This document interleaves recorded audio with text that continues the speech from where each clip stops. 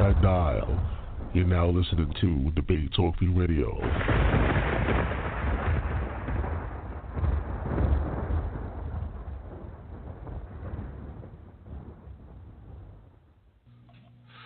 Hey, what's going on, everybody? How you guys doing? Welcome to another show. You're now listening to Season 8 of Debate Talk for You, and welcome to the brand new segment we call Man Up, y'all. That's right. It's time to man up and talk about things that men want to talk about right here on Debate Talk for You Radio. And today's topic is street life to righteous living. Can men forgive our enemies? Once again, today's show is titled Street Life to Righteous Living. Can men forgive our enemies? What inspired this particular show is, of course, I watched a video on, actually my brother Mikael did a video on his Facebook, I believe, pertaining to this particular topic as far as can we forgive our enemies, things of that nature. And I decided, let's just make it happen. Let the people, hear from others, the brothers that came from the streets and how to become, righteous individuals. And I invited a few brothers. All of them are not here right now, but a few of them are that actually, was a part of, gang activity, but now, changed their whole lives around. Some of them, indulge in other things in the streets, but, it is possible to change your whole life around altogether. And we're going to jump right into that. And there's other people on the panel that actually know of other people that, they were associated via family or through other, friends, things of that nature, where they know people that did certain things. And, we're going to hear stories from many, many different people when it comes to the street life versus to righteous living. Me, I'm from Brooklyn, New York. Grew up in East New York, Brooklyn, and, my surroundings, my particular building was a lot of gangsters, a lot of drug dealers, things of that nature. So, me, I grew up in an environment where I was surrounded by certain situations. But, of course, when you're in these kind of situations, you have to learn how to adapt, to your environment. And we're going to talk about all those things as far as me and everybody else on the panel when it comes to, growing up in the hoods, in the streets, things of that nature. So let's jump right into it. Let's bring the special guest in. My first special guest has been in the show several times before, and he's back for this particular conversation. It's my brother, Israel Doctrine. Welcome to the show. Peace. How you doing, Sal? Peace to everybody out there, to the listening audience and those who will be listening later, coming in and checking out what's going on over here. As you say, the topic tonight is about from street life to righteousness, so from the carnal mind to the spiritual mind. But, we all dangle in between. As long as we ain't lukewarm, we good. All right, man. Most definitely, man. We're going to hear the Israel Doctrine story as well in a few minutes. This is one of my next special guests. My next special guest has been in the show as well. This is Moray Evestock. Welcome to the show. Peace and blessings to everyone. Just wanted to say, I'm glad that you have me back on the show, Sal. I think this is a very important topic. Peace and blessings to all the panelists. I look forward to the conversation and enlightening all the listening audience. I appreciate you as well. My next special guest, this is actually the brother I watched this video. He's been on the panel before as well. This is Mikael Ben Israel. Welcome to the show. Hey, shalom, Brother Sal. Shalom, grace and peace to the other two brothers in the audience. And, grace and peace to all the listening audience, no matter what paradigm you come from. I just thank you all for giving us your time to be able to listen to this panel of brothers.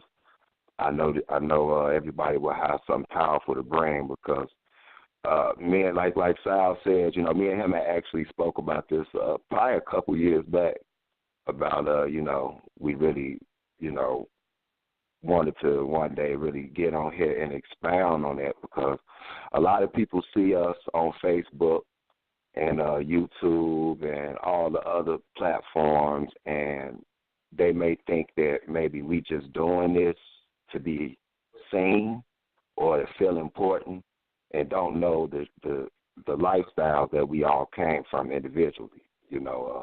It's too many brothers that I talk to that when we sit and talk, it's like, wow, bro, like we really shouldn't be here right now. We should be dead. You know what I'm saying? As a result, I'm one of the fortunate ones. The Most High spared my life. Although He confined me to a wheelchair, it was better than me being in the grave because I always had time to repent and go back and try to repair some of the damage I've done in the hood. So I thank you, Brother Sal, for being able to let these voices come together for a righteous cause. And I think it's about time for us to put our money where our mouth is, man. Some of us are getting things done in the community, coming up with organizations. I know Carl doing some things and a bunch of other brothers. And, so we're going to separate the men from the boys and see who really care about their people. So with that, I say shalom. All right, once again, we appreciate you being on the panel. My next special guest is my brother from the Shut Up Down crew, Azaria. Welcome to the show. All right, shalom. Shalom, Sal, and shalom to the rest of the panel, the panelists on the show. I'm looking forward to this discussion, man. It's a very important topic, especially nowadays in the times we're living in, with a lot of our people misguided, and not really realizing the seriousness of the situations that we're in as a people right now. So I'm glad to be here, and I appreciate the opportunity of being here and looking forward to a great show, a great discussion. Looking forward to it. Most definitely.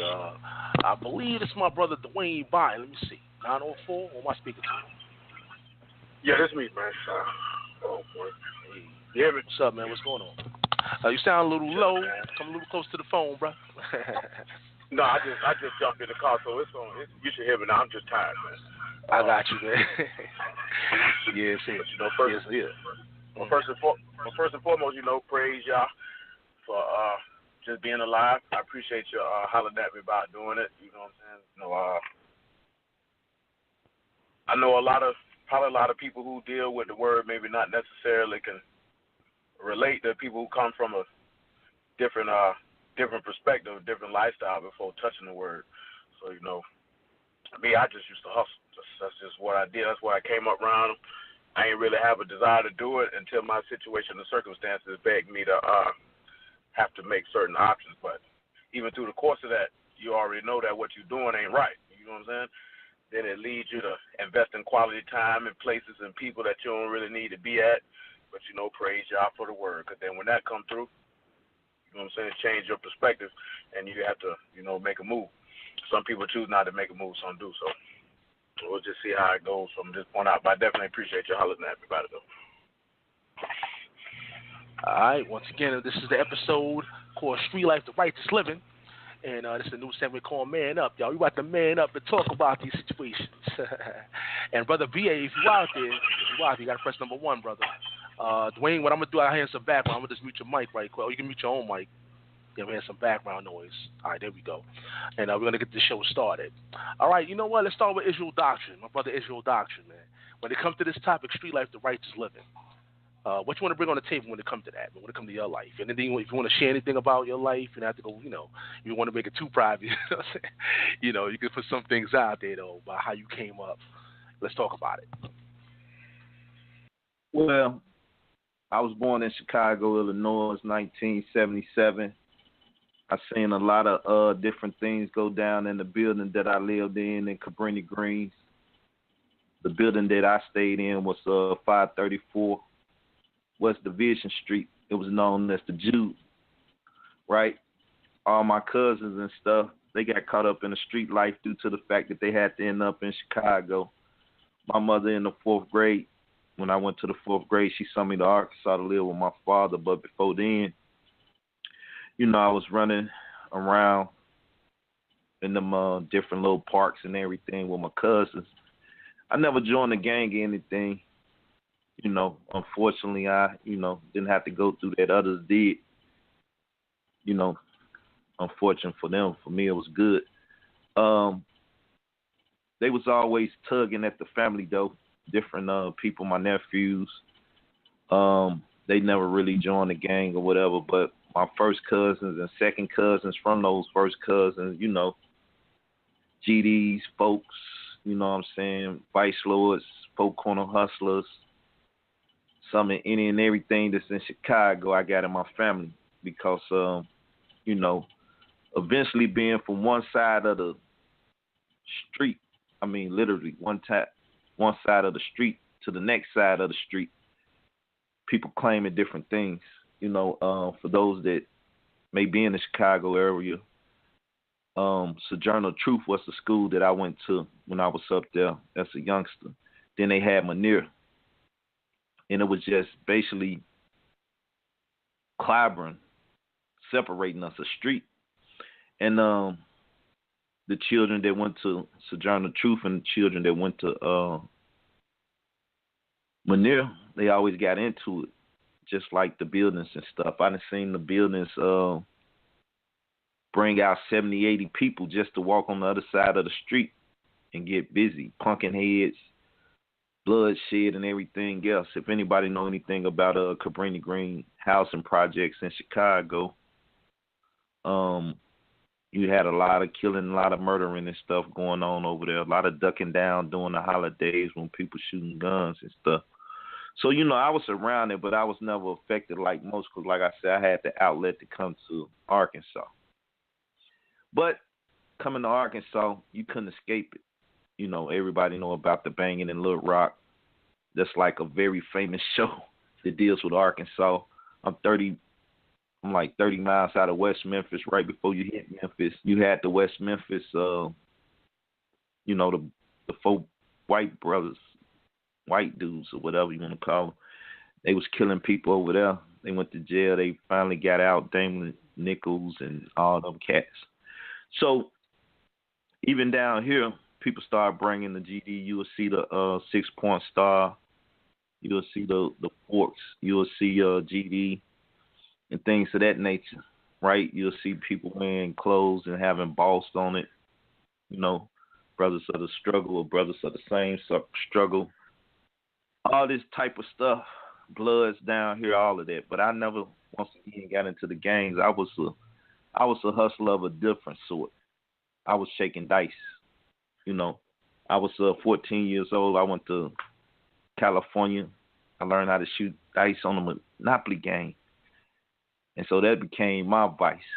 I shoot dice, go to the strip clubs once I make $100, $200, At the dice game, I, put enough in my pocket and put enough back on the table, feed the table and leave. That was my thing. In doing this, I seen people get killed over $1. You know what I'm saying? And get injured over $1 because they put a quote unquote anus bet up there. They threw 4 instead of 5. So the principal thing I learned real quick, to say what you mean what you say. Don't make no anal bets. You know what I'm saying? Anal threats. So that's how I learned about the street life. I started calling the nightlife. The nightlife, because I started in the nightlife at 10 years old going to a ball game. My father wasn't at home. As I said, my mother was up north, and that started me with the street life. Cousins older than me, I was in the streets, man. That's why I stayed. Like I said, the OGs down here, the old schoolers, the old heads, Wild Irish Rose, Mad Dog 22, 8 Ball and stuff, listening to DJ Quick, pass me that 8 Ball so I can get messed up, playing Tecmo Bowl, man. It was the good old days, it was the good old days. But all them people that really dabbled in it beyond what I did, most of them didn't make it out. I done seen deaths from Chicago to Arkansas. I done had people hung. I done seen people get their brains blown out, blow their brains out. All these things because they dabbled in the street life.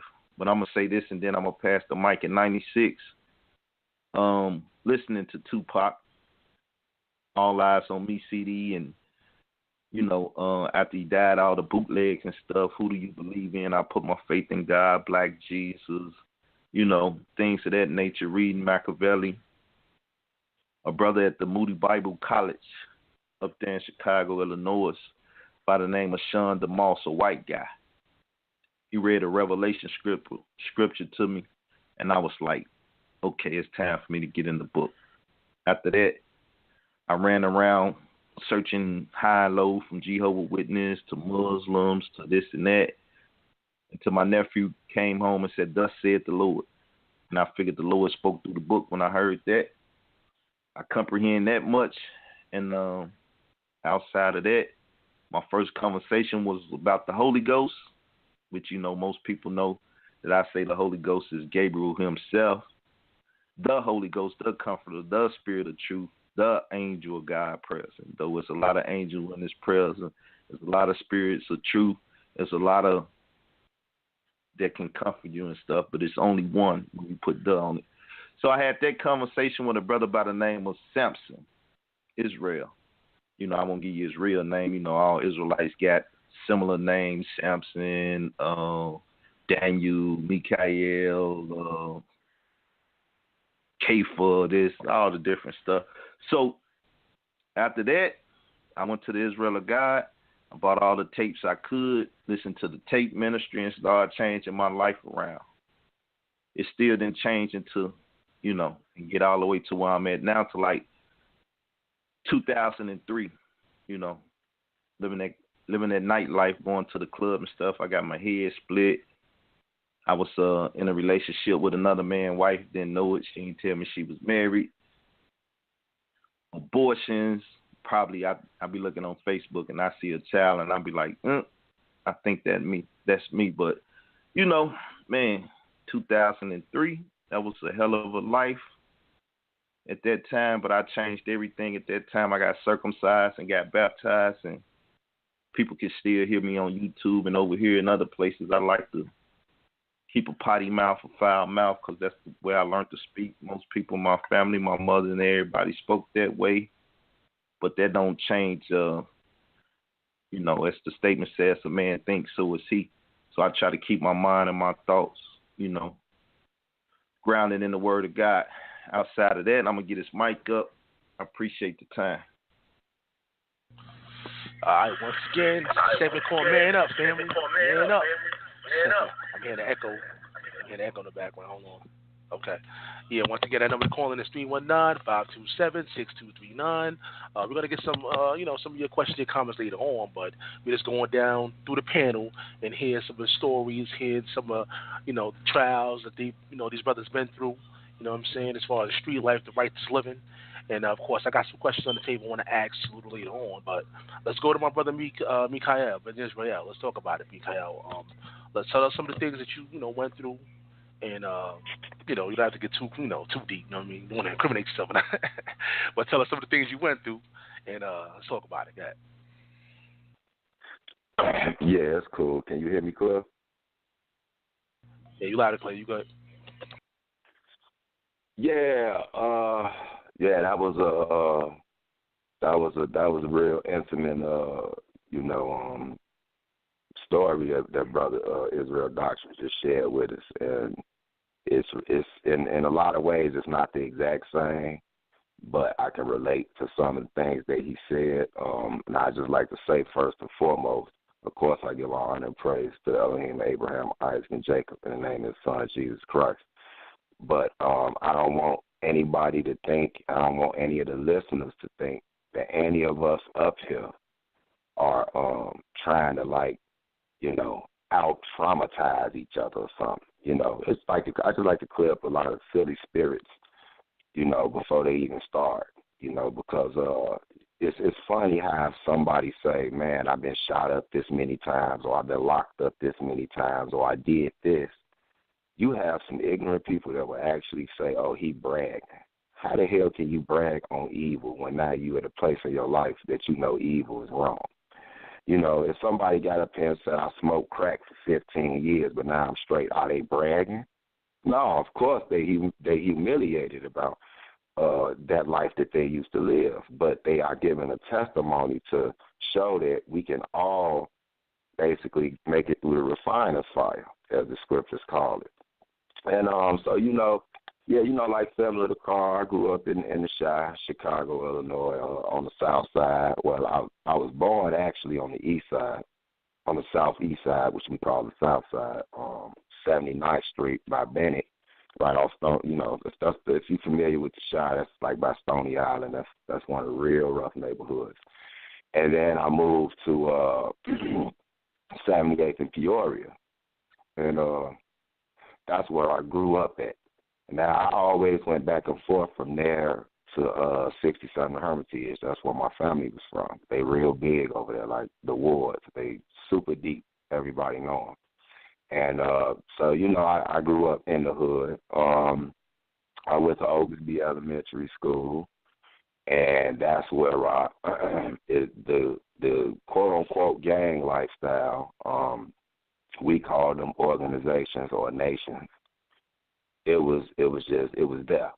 I mean, that's one thing about Chicago, even to this day. I mean, it's real dysfunctional now, but it'll never go anywhere. It's just part of regular culture. Like, you can go to somebody's house and they can have a 69, 70-plus year old uncle, and he'll still be walking around talking about G or folks or Lord or Mo. Or, that's just part of the culture, Like, even though they may grow out of the criminal activity, that is just what they are. I mean, you even have people who bless their kids into this stuff, as they called it. You know what I'm saying? And so when I was in grammar school, like I said, I went to Oglesby Elementary, and that's on 77. That's on 76 in Peoria. And it was, like I say, it was right there in our face immediately, And funny thing about it, I got a huge family, but most of my immediate cousins that I hung around on 67th and Hermitage, anybody know that area, that's Inglewood, most of them was folks. They was gangster disciples and black gangsters, because there's new breeds on that part of the South Side too. And so, so that's what my family was for the most part, a lot of my cousins. So I didn't really, it's not like, it's like, ooh, I want to grow up and join a gang. It don't go like that. It's just that it's funny. My cousin, used to always crack jokes and say, boy, he going to be a hook. And for anybody that's not familiar with it, that was a disrespect term for a vice lord. You know what I'm saying? They would turn one of the vice lord symbols, which is a cane, that usually points up, they would turn it upside down to disrespect it, and they call you a hook. And so they used to say that about me, but I didn't pay no attention. But sure do stink. Of course, my father moved on 78th in Peoria, and it was everything in that area. It was GDs, Bs, Blackstones, and it was some vice lords over there, some conservative vice lords, and some four corner hustlers. And so, I was growing up or whatever, I say probably about, so, I had a group of little friends from like second grade on up. We was real tight, and when we hit like seventh grade, we used to do things as shorties, what they called it is false flagging. Man, we was around here claiming we was something, but we wasn't really anything. We was just claiming what our big brothers and cousins and stuff was, right? And so we was all around there claiming to be the four corner hustlers or CVLs, because one of my best friends said he had two older brothers, and one of them was a GD and one of them was a four corner hustler. And this was when it was like you didn't go on those different sides. So it used to be real awkward how they used to work out, right? So to make a long story a little bit not long, when we hit seventh grade, we decided we wanted to all get plugged, as they say. We wanted to get plugged and be down with it for real or whatever, because we had started having fist fights in school with the little folks or the little GDs or whatever. So we was like, man, we out here fist fighting and we ain't even really plugged. You know what I'm saying? It looked kind of stupid or whatever. And so, one day, we knew some of the big homies or whatever. We hollered at some dude and we was like, man, we want to, we want to get blessed or whatever. And, they took us through the little protocol that you got to go through. And I think we was, we had this seventh grade because we was around 12 years old. And, so we got blessed. Out of my immediate crew, it was like 8 of us. And 6 of us became conservative vice lords, and the other 2 became four corner hustlers. And that's because it was the set that we was from over there in that area, from like 78 to Peoria, like 76 in Racine, 76 in Loomis, was called the Island. They called it that for short, but it was called Rock Island. And it was a collaboration of or alliance, I would say an allegiance of conservative vice lords and four corner hustlers. And so we jumped down And I got plugged, and from that point on, it was just I was in a life. You know, when I hit 8th grade, that was the first time I got shot.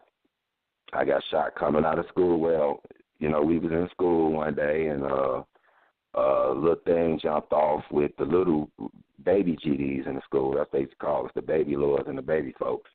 And, you know, I got the best of a brother up in there, and he ran up out the school. So, you know, we bragging about it. Hey, you got him, Lord, you got him, and all that. Well, when I got out of school, you know, they was out there.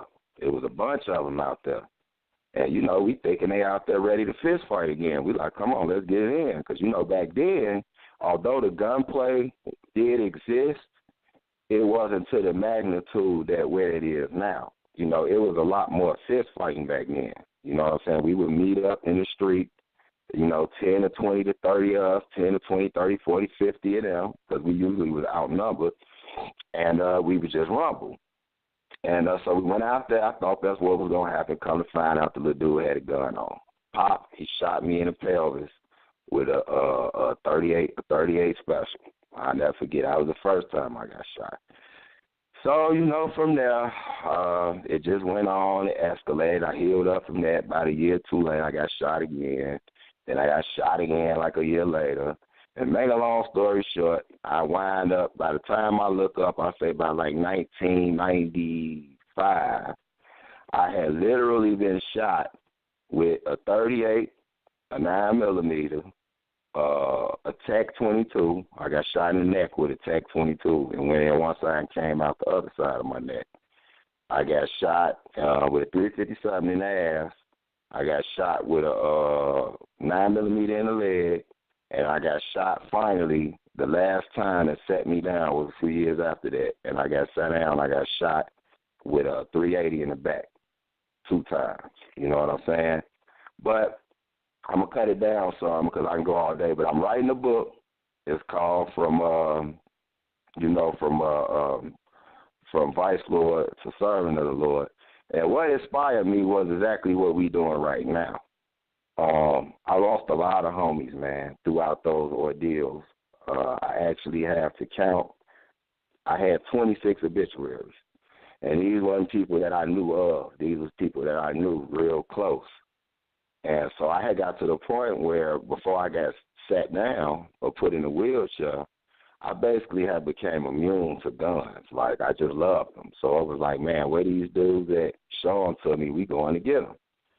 And so I would say the year I got shot, I had, the year before I got shot, I had formed a certain sect of the Vice Lords from Rock Island. I had gotten 2 blocks that we had took from some opposing opposite, you know, gang members or whatever. We had took it from some folks. And so, you know, brothers was like, man, y'all took these blocks, Mike, you know, these your blocks. You know what I'm saying? Got the elite status or whatever. I got those blocks on Peoria. And what I'm not proud about, for the most, I would say on top of me not being proud, what I'm really not proud about is the fact that they still there to this day. You know what I'm saying? The wild as hell is still there to this day. And I think sometimes somebody got to mute their neck. Somebody got another movement going on. But, yeah, man, you know, to this day when I look over there, them cats still out there. And, you know, they see me. So it's like when I think it was 95. It was 1995. I had already got shot up, and I was in the hospital bed. I came out of ICU. And it was a sister that used to live across the street from me, the older sister. And she came to the hospital, and she was at my bed. And she said, man, you know, I seen you laying out there in the street, and you know, you was gone. You know what I'm saying? Because I flatlined or whatever.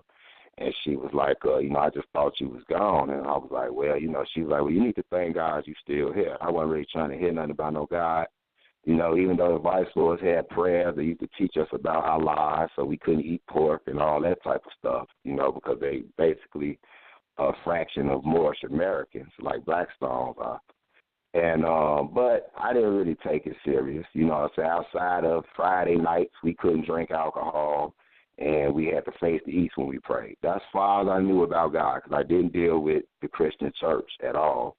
I had a lot of deacons and stuff in my family, but it never caught me. It was never nothing in there for me. It was just a bunch of people sitting in there sweating with Martin Luther King fans. I just never seen the reason for going there. And so when the sister came to my bed, she said, do you know who you are? And I'm like, do I know who I am? I'm like, yeah, I'm a vice lord. You know, naive as I was, I actually thought that was a nationality. You know what I'm saying? Because they call them nations. And, you know, and she told me, no, you're not. You're an Israelite. And I'm like, what you mean, like Jewish? She was like, no, not like Jewish. You are an Israelite. And she got to reading the script. She covered her head up, and she started reading the scriptures to me. And, you know, it caught my eye. You know what I'm saying? I still was ratchet for quite a long time, but it's so funny. I got out the hospital, man, and I wouldn't sell crack no more, but I was selling pounds of weed, all that. And I just stopped serving on Friday night.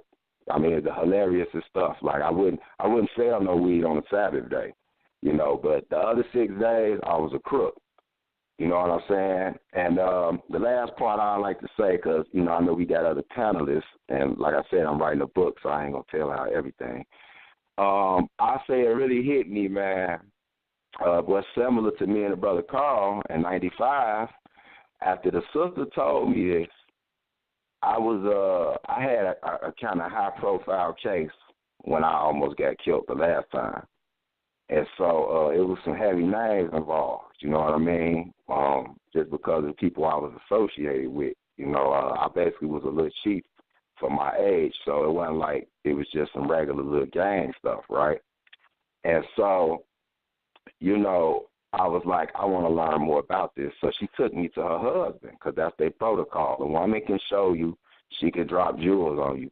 But once you at that point when you're ready for the meat, then if she has a husband, her husband's supposed to teach you. You know, it's not really like a written rule in that order, but that's how we do it because of the protocol. And so he would teach me a little bit here and there, but he never really taught me. Then a brother named Elijah, now he has a camp called the Israel Church of Jesus. At the time, he was with the IOG, though, the Israel of God.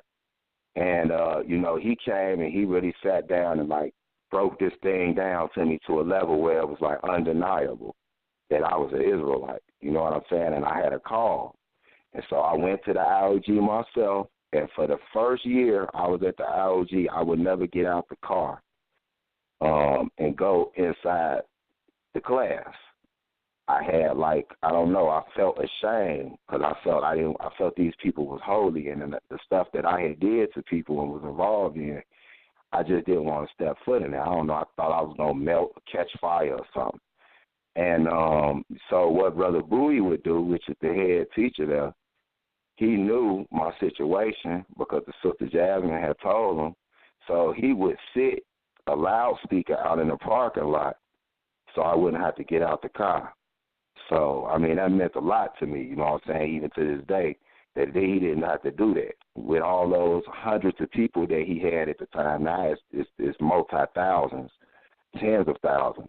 But, you know, for them to do that, they would sit the speakers out in the parking lot so I could sit in the car and be comfortable. And I would sit in there and read the scriptures and follow along and listen to the lesson.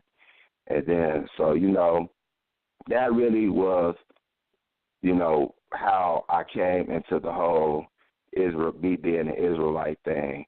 And then the last little part is, I'm going to fast forward all the way. I say up until about maybe 8 years ago, because we have a protocol at the IOG and similar sister camps like the IOG, the ICOJ, the HOJ, which is the House of Jacob. With Brother Carl is familiar with that too. Church of Israel, and it's a couple of more that came up out of the IOG camp.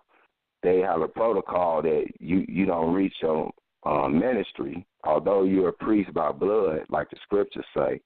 but you don't reach your teaching or ministry age until 30, and you can find that all in the Book of Numbers, and it's in the Torah. First 5 books of Moses. Even Jesus followed this protocol. You notice he didn't start ministering until he was 30. He kicked knowledge as a kid, but he didn't get into ministering until 30 years old because he couldn't break the protocol. He couldn't break no laws of God. So when I hit that 30th range, I was like almost 31 or something, I was like, man, I'm going to take this serious. And I just started going in on it, and then I used the name that I had in the hood to actually talk to the brothers. And they used to know about the Sabbath day because of me, and they knew that I also went by the name Mikael, and not just Mike Ward no more.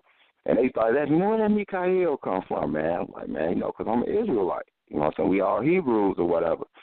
And so I just started, I can use that because there was a lot of cats that was getting out of prison and that was still alive that I used to war with. So I wasn't just talking to the Lord. I go over to the old folks territory that I used to war with and go to the Moles or the Stones territory. And they'd just be happy to see I'm still alive. I would be happy to see. I'd be like, damn, you still alive? Because there was some treacherous dudes. And they come to find out a lot of these dudes had advanced in their life. And I just started telling a lot of them, like, they Israelites. And the glorious part about it is a lot of these cats, these straight killers, drug dealers and all that, came to the camp. A few of them came to the IOG. Some wound up going to other Hebrew parts. Some went to Nation of Islam. But for the most part, a lot of these cats is sitting up in the camp now in class on a Sabbath day. So basically, what I made up in my mind was I was a part of destroying the community. I was a very good sinner. I was wicked to the wicked when I could be. And so I said, man, the fact that the Most High continuously gave me another chance. When I had homies that got shot one time in the leg and they dead. I done been shot over and over and over and over. And I'm playing with guns and going on missions and stuff. And he let me be around. Why? Why me out of all these homies that I lost? And then it hit me to say, man, he bringing you from the gutter to go back to the gutter to help some other people save their lives. And so that's where we at right now. I yield. All right, now once again, it's the Man Up segment on Debate Talk Radio. We're talking about street life, the righteous living. Can men forgive our enemies? That number is 319-527-6239.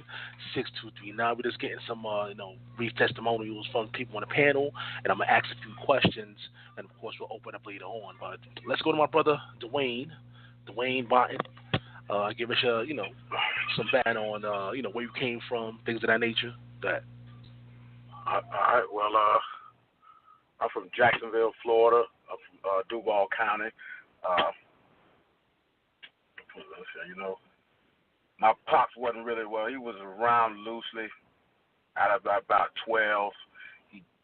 They ain't really see him too much after that. Really ain't seen him for like another 24 years. But we were poor. You know what I'm saying? A lot of the people that in our neighborhood, dudes was hustling.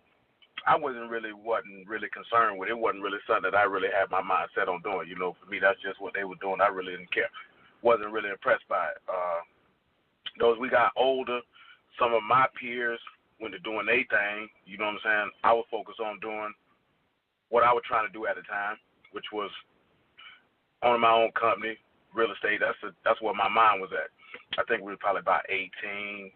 Me and three of my homeboys, we were sitting outside on the porch late night. One of them was like, he was going to start selling dope. I cussed him out.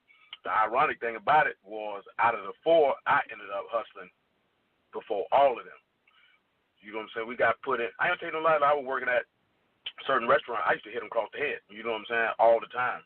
Working at KFC, memorize the price to everything on the menu board. You order something, you know what I'm saying? And I'm going to put the cash in my pocket. At McDonald's, it was a little different type of thing, this, that, and the third. But then we got put in a situation where we were homeless. Now we got forced to make a decision. You know what I'm saying? So I'm like, all right, I ain't going to do this, do that. Still tried to work. Mom Dukes moved into a particular spot. I knew she couldn't cover the rent. I had a job, lost it, so I bought a quarter pound of weed. I'm like, boom, I made that decision. This is what we're going to do. You know what I'm saying? End up catching a case behind that. Got out, tried to work again. Said, screw it.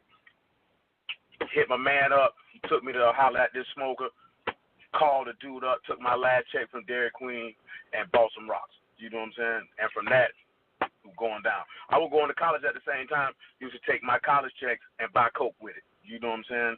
And like, yo, we out here. This is what we gonna do. And if we gonna do it, then we gonna do it. Pretty much everybody I grew up with ended up hustling in some shape, form, or fashion. You know what I'm saying? A lot of us went to jail. A lot went to prison. Some are dead. Some smoking rocks. You know what I'm saying? Whole time, what my hustle was for was to translate it, to turn it legal, and to get my people up out of the street. Because we already know this is a dead end. We already know we wrong. We're really trying to come up with ways to justify what we doing in our own head to make ourselves feel better about what we doing. You know what I'm saying? My city is the largest city landmass-wise in the continental United States. So a lot of us wasn't hustling on the same side of town. So I'm from Zone 3, which is on the south side. I was way on the beach hustling. One of my other homeboys I grew up with, he was out east hustling. Then one of our other homeboys, he was in our neighborhood hustling. You know what I'm saying? You could be anywhere, and, you know, you're doing your thing because people smoke dope all across the city. You know what I'm saying? There's money to be made. I started catching cases, so now I got to start examining what am I going to do, because I'm not finna be going back and forth to jail for the rest of my life. I ain't trying to be in no room with no 70 dudes every day. You know what I'm saying? I'm not on that. We grew up with dudes who was on that. We seeing dudes catching 30. I got a homeboy. I might have seen him with my homeboy's oldest brother. I might have seen him once or twice. He caught a 40-year bid for a body. You know what I'm saying? Dudes I grew up with catching 30 years for selling a $20 rock. You know what I'm saying? Dudes is just going away. They flying away. They going up the road. It's crazy. Fast forward about 04, I catch a case, go to trial, facing 3 years of life, trade the lamb, only catch 5. You know what I'm saying? Through the process of doing them 5 years, come home, I had already made my mind up that I wasn't selling no more rocks. You know what I'm saying? Get out. April 1st, 2009, my homeboy didn't know I was out. He thought I got out. In May, he happened to run across my mama, showed me some information. First thing clicked in my head is, this whole book is true. I'm going to hell. And that was the end of it. You know what I'm saying? The one thing that I noticed from getting out of the street was all the dudes that I grew up with, ran with, hustled with, that say they were hustlers, and now we out the street, and none of them own a business. None of them own and control anything. My mind was always on that the whole time I was hustling, and now I've been able to see something. Some people are drug dealers, and some people are hustlers. I think the most of the people I around were just drug dealers. Just was opportunity or situation or circumstances would dictated to choose options. I chose to sell dope out of poverty, and either I'm going to be on the street, my mama going to be on the street, my little sister going to be on the street, or I'm going to risk my life and freedom so that maybe one day they can eat. One day they can have a roof over their head. And for me, that was a worthy risk. You know what I'm saying? Truth be told, if you was to take me back in the same time with the same thoughts, same perspective, I'd do it all over again, because it's what crafted and formed me to be the individual that I am right now. Now, case in point, this is what I'm saying. If you take me back to the same mind frame, same thoughts, same situation or circumstance, I'm going to choose to do the same thing all over again. Because how our minds work, how in the environments that we come in, you have to survive. You taught as a man, you're supposed to do whatever you got to do, take care of your people. Some dudes I grew up with hustled just because that was the family business. Everybody in their family, that's what they did. That's what they were singing. That's what they were taught. That's all they knew, so that's what they did. Some niggas was lame and thought that was cool and that was the thing to do, and they ought to got 1,000 years in prison for being a sucker. Some dudes did it to impress chicks. You know what I'm saying? Some dudes had drug habits. You know what I'm talking about? All type of things that get people in these situations. But it's coming up forward when you grow up, churn, your perspective start broadening. You see that you can't really continue to go in such a destructive path, besides the fact that to a certain extent, you playing a role in people's destruction, and to a certain extent, you not, because these people are playing a role in their own destruction, because you ain't forcing nobody to smoke dope, not forcing nobody to snort cocaine. These people out here looking for it, regardless if you sell it to them, if you selling it or not. They still going to be doing it, but yet you still playing a role because of the people who observe you doing it, and then they observing you, and they think that's the way for them to go. So even though you telling them, nah, you don't want to do that, young man, you don't want to do that, your actions say different, and that's probably the most destructive aspect of it all. Like I say, users are going to use regardless, but the negative influence that you can have on the younger people who watch you is most detrimental. And I think probably the most detrimental thing that occurred to every last one of us is there's nobody around anybody to take that entrepreneurial spirit or business mind and craft it in the proper fashion so you can channel it in a different direction and get up out of that. Because if I had a better option, better circumstances where I wasn't faced with being homeless and then already had been homeless before I started hustling and being hungry and things of that nature, you're not going to make that choice. But when you're forced to make that choice, you're not necessarily going to pick the right thing. You're going to pick survival.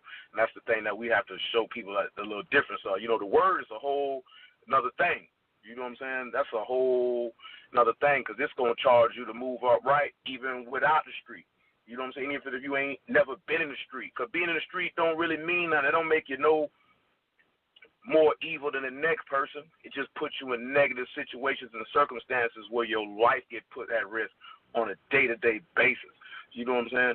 But it's really to take those who've been in that situation, who have that perspective, who done lived that you can show them that you could change that. You ain't got to keep doing that. You can take your level of intelligence, you could take your skill set, you could take your ingenuity, you could take your intelligence and craft it and push it to something else that you don't put your life at risk and throw rocks at the chain gang and be beefing with dudes about nothing and all this other type of stuff because it ain't really worth it in the end because we all know when you step in these streets, three things is going to happen. You're going to get murked, you're going to go to chain gang, or you're going to be out, or really four things. Or you're going to be the 40-year-old dude still on the block, still in the trap, or you're going to be on drugs. You know what I'm saying? And when you look at that, it's not the course that you want for your life. Before I started hustling, I already knew this. So I was already trying to plot on an exit strategy because this was not going to be my life. But I got caught up because of what I was doing. So it didn't really bother me for getting caught up because I know that's an occupational hazard. I'm a man. So I knowing that if I do this is what could come of it. So 5 felonies later, felony habitual offender in the state of Florida. I'm actually free, been free 8 years. You know what I'm saying? Own a business, starting by 2 more, and then other things that we're going to try to do in our city to make sure that you ain't got to do that. And even if you don't get the chance to start crafting the vision or dreams that you had in your youth, as long as you got breath in your lungs, you can still get it accomplished if you're willing to work, willing to grind, and willing to struggle to do what's necessary to achieve your objectives. The same way that we did it when we was in the street, we could do it legally. And with that being said, hallelujah for Yahusha, and I slide the next one. All right, family, once again, it's the Man Up segment on Debate Talk for You topic, Street Life, the Righteous Living, Can Men Forgive Our Enemies? That number to call in is 319-527-6239. Now, the last 3 brothers, Israel Doctrine, Mikael, and Dwayne Barton, I know of these brothers, we spoke in the past about some of the things that, they went through as far as the streets is concerned.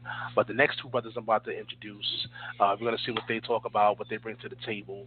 And again, feel free to call in, family. Our number is 319-527-6239. Let's go to my brother, Azaria. We're going to talk about it.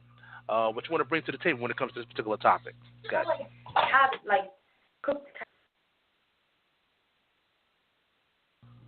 Hey, right. Yes, Shalom. Yes, I'm here. You're here.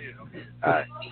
All right, yeah. All right, so basically, man, there's some amazing stories that the brother's been telling, man, and it's just, sounds all too familiar. But for me, myself, I never really got that deep into that. I never was in a gang or nothing like that, but was always around it. So I grew up in Jamaica. Left Jamaica, migrated to New York City when I was about 10 or 11 years old, and grew up in the Bronx. Grew up during the times of, the early 80s, late 70s, early 80s in the Bronx when they was lighting buildings on fire and constant crime in the streets, and during the crack era and all that, beginning of that. So, seen a lot of stuff, man, and was always around that community of people. But it just seemed like for me, that wasn't the path for me to go down. The guys that was into it, that was the older guys, they would look at me as the young dude that was, this ain't for you, man. We're going to keep you out of this. Family members that was doing it kept me out of it. They didn't introduce me to it. They didn't bring me into it, but I knew that they was doing that. So, thank the Most High in Christ that that's the path that my life took. And I realized, at a young age that, that is really not for me. I never really was into the gang thing because that's just not how, I usually just roll by myself. I just had my friends from, middle school and high school, and that was it. We had our little crew. At the time, we had crews. We had our little crew, and, we knew that if anything happened to one, we got to go defend that. But, it ain't really, we ain't look for no trouble like that. But, it's just amazing how you see the effect of all what happened to us and all what we've been through growing up. It's you don't realize you're going through those things and you're seeing those things and you're seeing family members going through things, people getting locked up, people getting killed, all this stuff, and you don't realize that there's a bigger picture involved with all of that. There's a bigger, there's something going on in the background that's causing that to happen, that's making it worse than how it really could be. And some people made the choice to, continue and made bad decisions. And some people that I know made the choice to come out of it and make something positive out of it. And, me coming up, I chose to, was lucky to be able to finish high school and, got a job working and all that. And eventually down the line in 93, ran into the brothers on the street, Israelite brothers on the street, and started hearing the word of God and the Bible, and went and studied it for myself, stayed in that organization for a long time, and eventually got out of that organization. But once I found out I was an Israelite, started studying it and realizing that, okay, this is it. This is where it's at. From then, I have been trying since then to live a righteous life ever since. So a lot of things that I was into, I stopped. And that's basically it, man. That's basically my story right there. I'll pass the mic on that. All right. Once again, this is the Man Up segment. Man Up. We're going to talk about this stuff right here on Debate Talk Radio. Street life, the righteous living. Can men forgive our enemies? We'll get into that aspect of it a little later on. But let's get my brother Moray Heath in here. Tell us what you want to bring to the table with this topic. That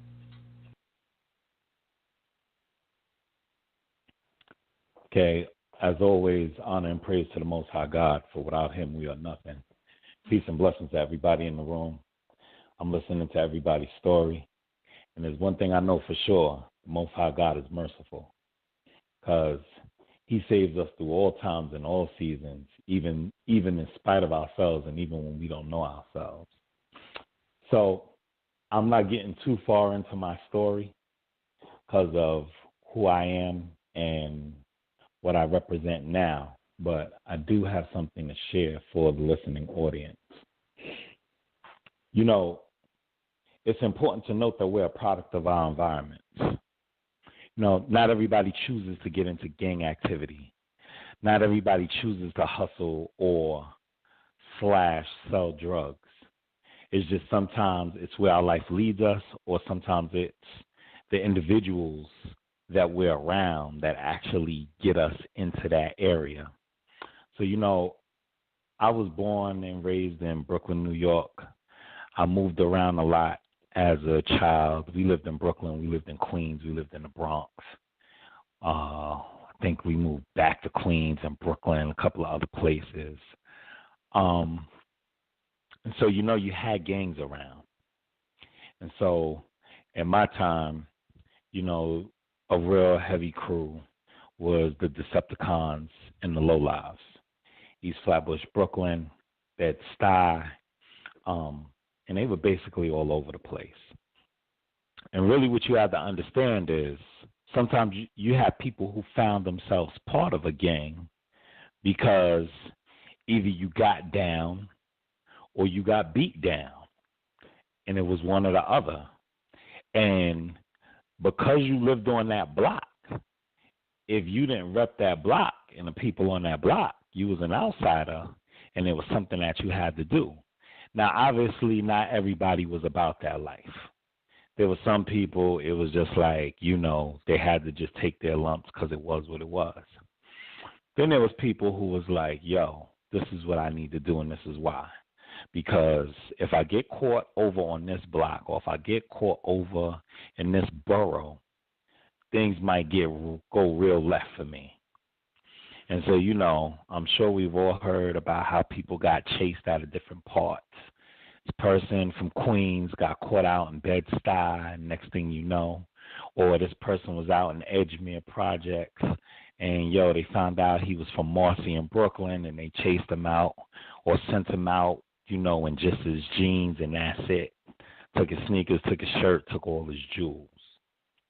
And that's how it go. But what ended up happening is, and I just want to give a different perspective, there's some people that didn't hustle because of poverty. There were some people that hustled because they just needed to get to that next level. There were some people who, people realized there was something different about you. So they stopped and they said, yo, I don't need you into this because we got this street thing. We can handle this. When it's time to bang, we could bang. We need you to take this money and make it something for us because you can get us out of all of this. And I want us to remember the time that I was growing up in, late 80s as a teenager, young teenager, early 90s as a teenager, in music, this stuff was glorified. Gang mentality was glorified. It was all throughout all the music we heard. East Coast, West Coast, that's what people was doing. And so what ends up happening is people were actually, and, I can speak to this, people were actually, they was like, yo, I got this money. You do music. Yo, turn this money into something music and make it legit. That way we can all get up out of here. And now we hear about it. Jay-Z did it. NWA did it. Dr. Dre and all of them. We see the movies that people was taking their money, and those who were fortunate enough to do it were able to do it. But what happens is that there were people who weren't actually able to make it over that step, and people who got caught up, and people who actually had careers that were about to set off. And then,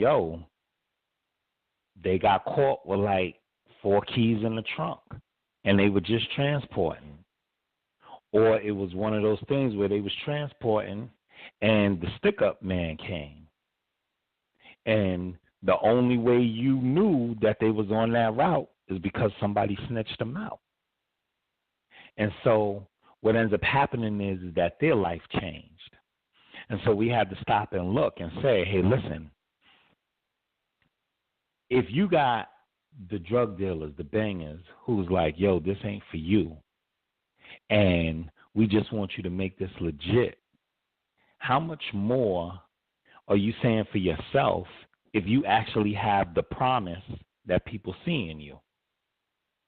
So now you're forced to make a decision. And so I think for a lot of people, a lot of times, because I heard the brother talk about entrepreneurship, and for people who went and tried to make an ends to a means to an end. What ends up happening is you start because you have a goal in mind. What happens is that they made it easy for us to become part of gangs and to hustle in our hoods. We couldn't do it where white people were at. We could only do it where our own was at. And what ended up happening is it was a system of self-destruction that we thought could actually help us get out of it, and we slowly realized that it couldn't help us get out of it. Because the average person was going to jail. They had to shoot somebody or try and kill somebody or kill somebody. Or you had to stop and look at the scenario and be like, yo, where actually am I going with this? How many people actually bought mansions or bought houses? I'm not talking about the Frank Whites of the world. I'm not talking about the Nicky Barnes of the world. I'm talking about the dude you seen up the street. What happened to my man Jamal? Yo, that was that dude. And then somebody just came up on him because they wanted his corner and plugged him. And then the next thing you know, they was looking at you because they like, yo, that's your man. And they think you might strike back. So what ends up happening at the end of it all is that we had to stop and take a look and be like, yo, what's beneficial and what's not? Am I really going to live this life? And is it beneficial at the end of the time? Yo, what's going on, bro? Is it beneficial at the end of the time? Or is it that, yo, I really need to get out of this? So that life of shooting at each other, self-destruction and things of that nature, killing your own mother, killing your own father, brothers and sisters. How many mothers have we known stopped and turned on their own family because of crack cocaine? We've seen that. How many times have we walked by and seen crack houses, just the stuff that was going on? We've seen abandoned buildings that people were living out of as their second home because of what was going on. And those are the things that made us consider God. Street life to righteous living. I'm sitting out here and I'm seeing zombies every morning coming up to me. Yo, let me get a rock and I'm going to pay you later. And let me tell you something. This ain't like New Jack City. This ain't like, yo, let me get a rock. I'll pay you back later. Yo, get out of here. Get away from me, man. There were times where crackheads tried to rob the drug dealer, and the drug dealer had to plug them. You see the drug dealer beat the hell out of them because they went and they was begging them for some crack cocaine. That's the reality of our hoods. Reality of our hoods is people were sitting there watching you, and after they seen that you got paid that day, they set you up. And they waited for you to leave your block, and they ran up on you. Run it in 10 seconds or get laid down right here. And so we had to stop and make decisions and say, listen, do I want to have to make a decision about my life within 10 seconds? And am I really going to do all of this stuff in hopes that somebody won't rob me or spend 10 to 15 years in jail for drug trafficking? And in New York City, what was going on? Giuliani, he was putting the brakes on everybody. And he gave the cops carte blanche to do what they needed to do to put us in jail. And so then we had to stop and look at God. And it was like, yo, why is God sending us down this road? Our mortality makes us all think about what are we doing in life. So whether you're sitting behind some bars or you're looking at the state of your people and where you find yourself in 15 to 20 years, you sit down and you're like, well, what's better? Hustling is easy. We all know that. Selling weed, that's easy. As long as you get the weed, it's easy. But it's spending the next 3 years of your life easy. And then after you get out of jail, trying to get a legit gig, is that easy? And then really, how far is that going to go? So I say that because my mother, she didn't want that for me. Of course, I was surrounded by it. But my mother didn't want that for me because she said, you can be greater than all of this. And that's the thing that I would say for all of us is that in acquiring a righteous mindset says we can be better and greater than the street life. Because all we are is crabs in a barrel when we join gangs. Because in order for you to be a part of a gang, you got to have a rival gang, or else you ain't really doing nothing. And so the same thing goes for when we sell drugs. What are we saying that we doing when we selling drugs? We saying it's a means to an end, but actually where are you trying to get to? You destroy your own in order to better yourself. Now, if you got a conscience, then that's an issue. If you don't have a conscience and you only think of yourself, you're already spiritually dead. And so as I listen to these brothers and I think about the things that happened to them, and the brother that was saying he got shot year after year, man, God has blessed you, brother. Because for you to tell that story to somebody, there's somebody out there right now that's listening to it that has been shot, that is able to stop and say, listen, I need to turn to God now before he ends it all for me. And there's somebody else right now that's listening to the sound of my voice is like, listen, there's certain things, we got options. There's certain things you could be a part of, but things can be better for you. But for street life to righteous living, the street life is the white man's design. It's the white man's design to make us destroy each other in a self-destructive manner, so that he doesn't have to do his own dirty work of where he wants us to be seen. And so as I hand the mic back over, I just want us to stop and consider about what we do, how we go about doing what we do to build our communities, and that no matter what, just because you made a choice to live a destructive lifestyle, that does not mean that you can't change from it. You've been there, you've done that. But it takes a greater man to do something else that's for the betterment of his soul. I relinquish the mic. All right, family, this is the Man Up segment on Debate Talk for You. The topic is Street Life, the Righteous Living. Can men forgive our enemies? That number to call in is 319-527-6239. So we heard the testimonies. I wanted to just put in a few questions for my brothers on the panel, and we're going to open up the phone lines to people that call in. But I'm going to go back to my brother Israel Doctrine. I guess we could do it in order. But Israel Doctrine, can you hear me? Yeah, I'm here. What's up? What up?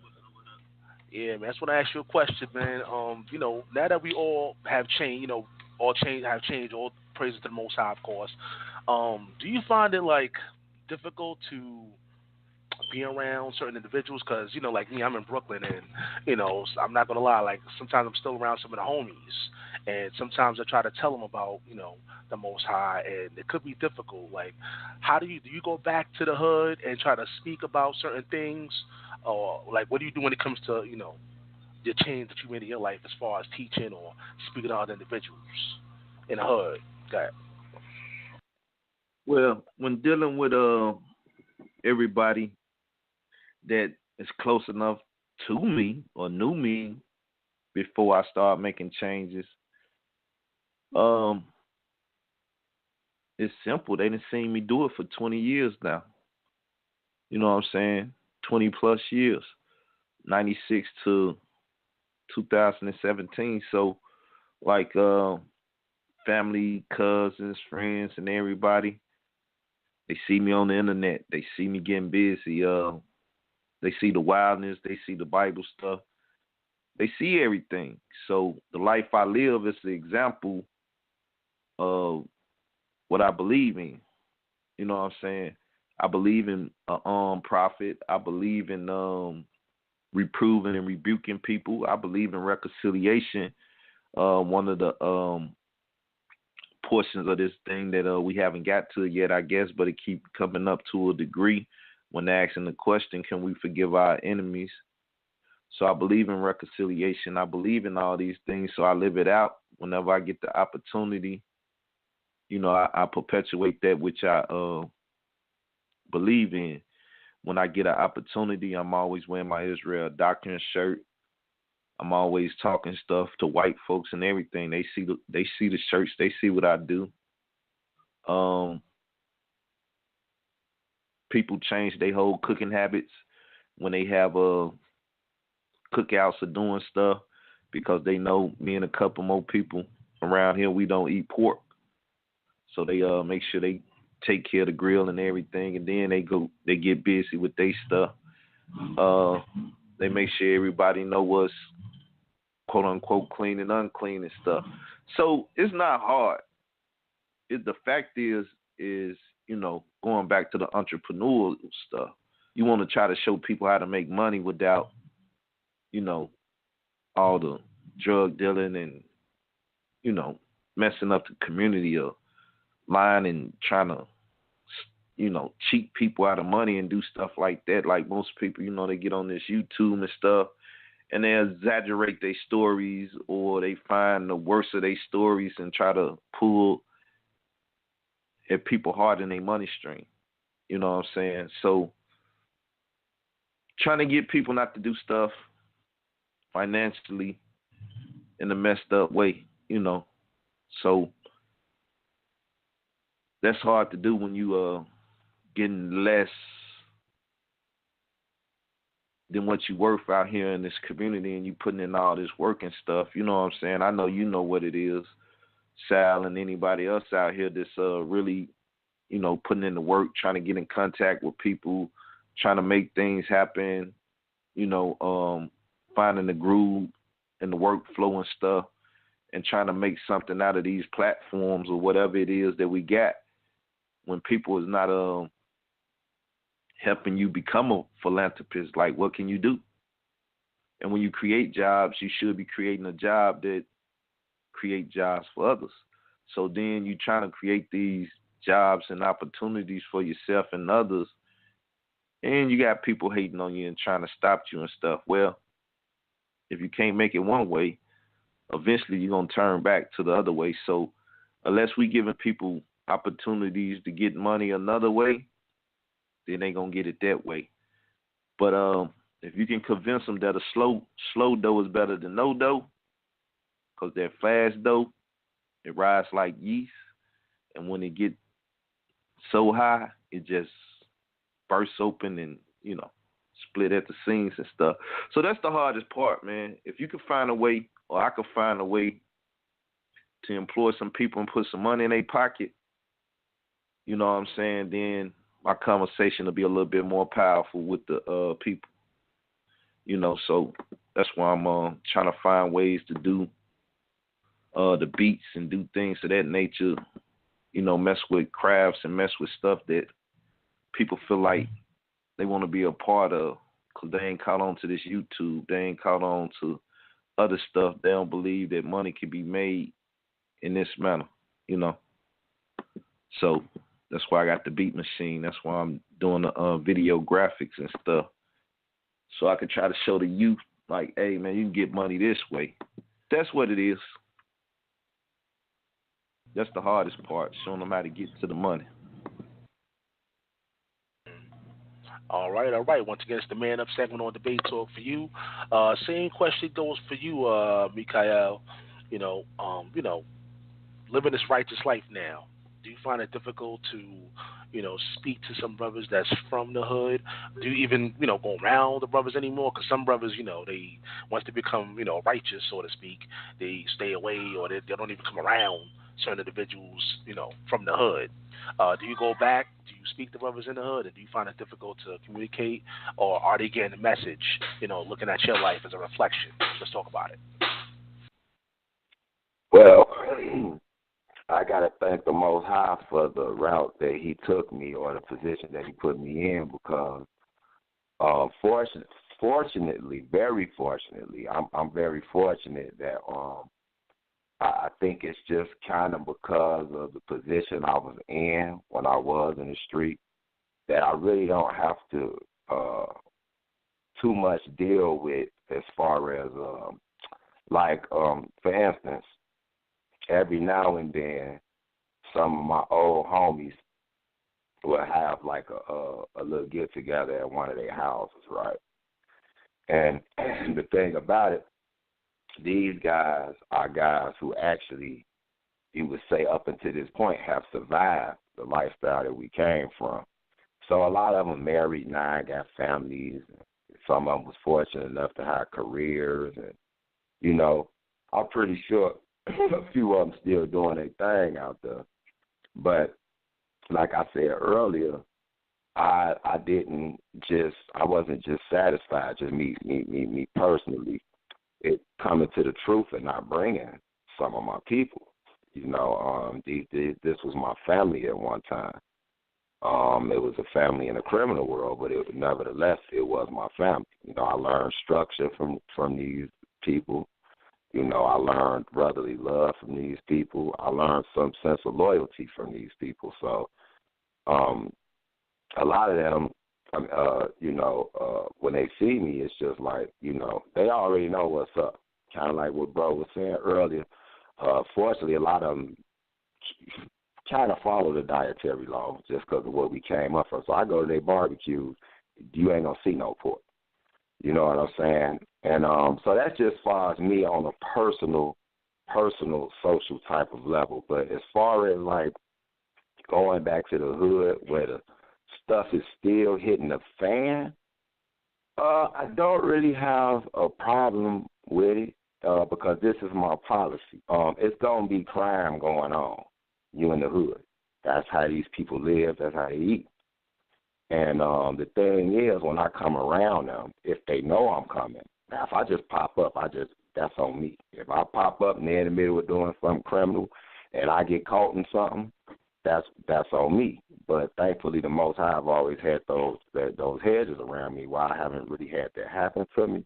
But if they know I'm coming, like if they call me around for a reason, like I've had instances where the war has gotten so bad over there, somebody will get killed, somebody will get shot up real bad, and people will hit me up, and so instead of coming through there to seek vengeance, I'm coming through there trying to see if there's some way that we can cause some type of truce or ceasefire or a peace treaty by using a position that the Most High gave me. It's a real thin line, and you got to be careful with it. But as long as they know your stance, as far as I'm concerned, that look, whatever y'all got going on, when I come through there, get it out the area. Whether it's guns, drugs or whatever. You already expect people to put their guns up, though. But you got to put it out there.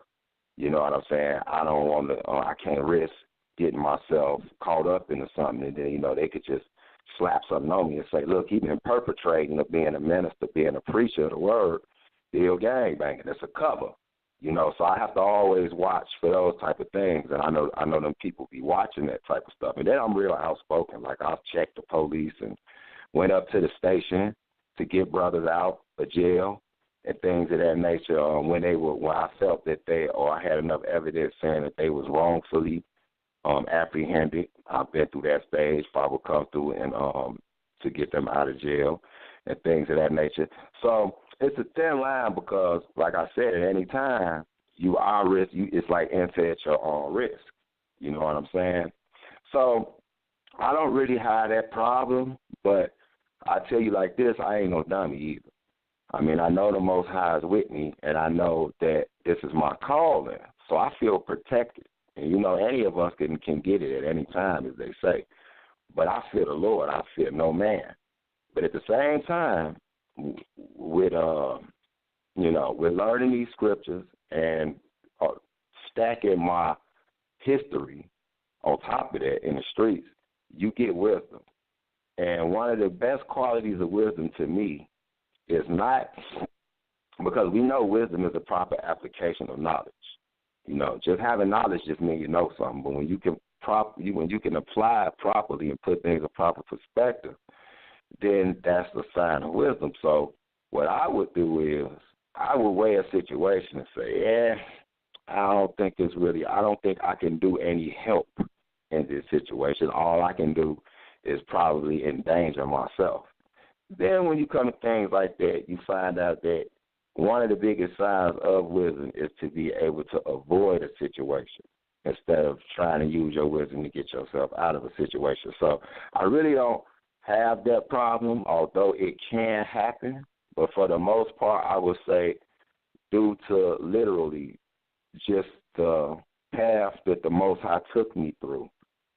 I would say that my past has become more of a attribute in those type of situations than I'm becoming a hindrance. So, no, I would say for the most part, I don't really have that problem for the reasons that I named. And, it actually helps me because when I go to open up a community center, which is my next goal, we had one a few years back, but due to certain circumstances that didn't work out. I was allied with a couple other brothers, one of my Moorish brothers and another brother that turned from that lifestyle. It didn't work out, but what it did was it got my feet wet, and I understood what community work was and how you reach out, how you deal with the youth, especially these little killers, quote unquote, as they're labeled, or savages, as they like to say. I don't see that. I see me. I see me when I was a young, angry brother. You know what I'm saying? And, of course, this is us just talking as black men, so it's not a sermon per se. But when I look at things like Isaiah chapter 42 and verse 22, where it say your sons will be hid in prison houses, and then you look at some of the statistics, and it's like certain penitentiaries are up to 70% of the quote-unquote African-American male. I mean, these type of things was told by the Most High was going to happen to us. So it's going to happen. But what you can do is you don't just fold the tent and say, well, man, yeah, that's going to happen. What you would do is you can probably actually affect who's going to be part of that 70%. And so that's what my mindset is, And so I hope that answered your question. All right, let's go to my brother Dwayne Barton. Let me see. Yep, let's go to Dwayne Barton. Yeah, you can chime in. I mean, really, man. Well, the neighborhood I grew up with, truth be told, man, pretty much everybody I grew up with don't even live around there no more. It wouldn't even be considered what most people would classify as a hood. Stuff go down around there, but it ain't like that. Most of the dudes that I grew up with, man, everybody knows how I am from childhood, that if I do something, then that's what I'm on, and they know that's what I'm on, and I'm not pump faking with that. So they not going to necessarily come around me because they know we're not on the same type of time. It's not going to be like, oh, I'm not going to talk to you or this, that, and the third. But certain things that they do, they know I'm not going to go do that. I'm not finna go smoke no weed with you. I'm not finna sit around there while you drinking. I'm not finna go to the club with you. I'm not finna go to the strip club with you. You know that I'm not finna do that. So most of them will see me in the street. We'll talk. They might be like, oh, yeah, boy, let me get your number. I know they're not going to call me because they know that I'm not on that type of time no more. I'm not doing what you're doing. So they respect my mind when it comes to that. But for the most part, like, I'll go wherever. Like, when I first got out, he had me drop the word in 2 places where I used to sell rocks at to dudes who I used to hustle with. All of them respected what I was on because they know me as an individual. Whether they choose to hearken to the man word, I ain't got nothing to do with. You know what I'm saying? Pray y'all that he open their mind or want to receive it, but they already know, man, boss is not on that. You know what I'm saying? If that's what he on, I know that he on that. I ain't got to worry about he telling me about y'all one day and he hitting hoes and smoking weed and doing this the next day. They know that he's not going to do that. That's what he on. But as far as the word is concerned, I'll go anywhere and drop the word on anybody at any time.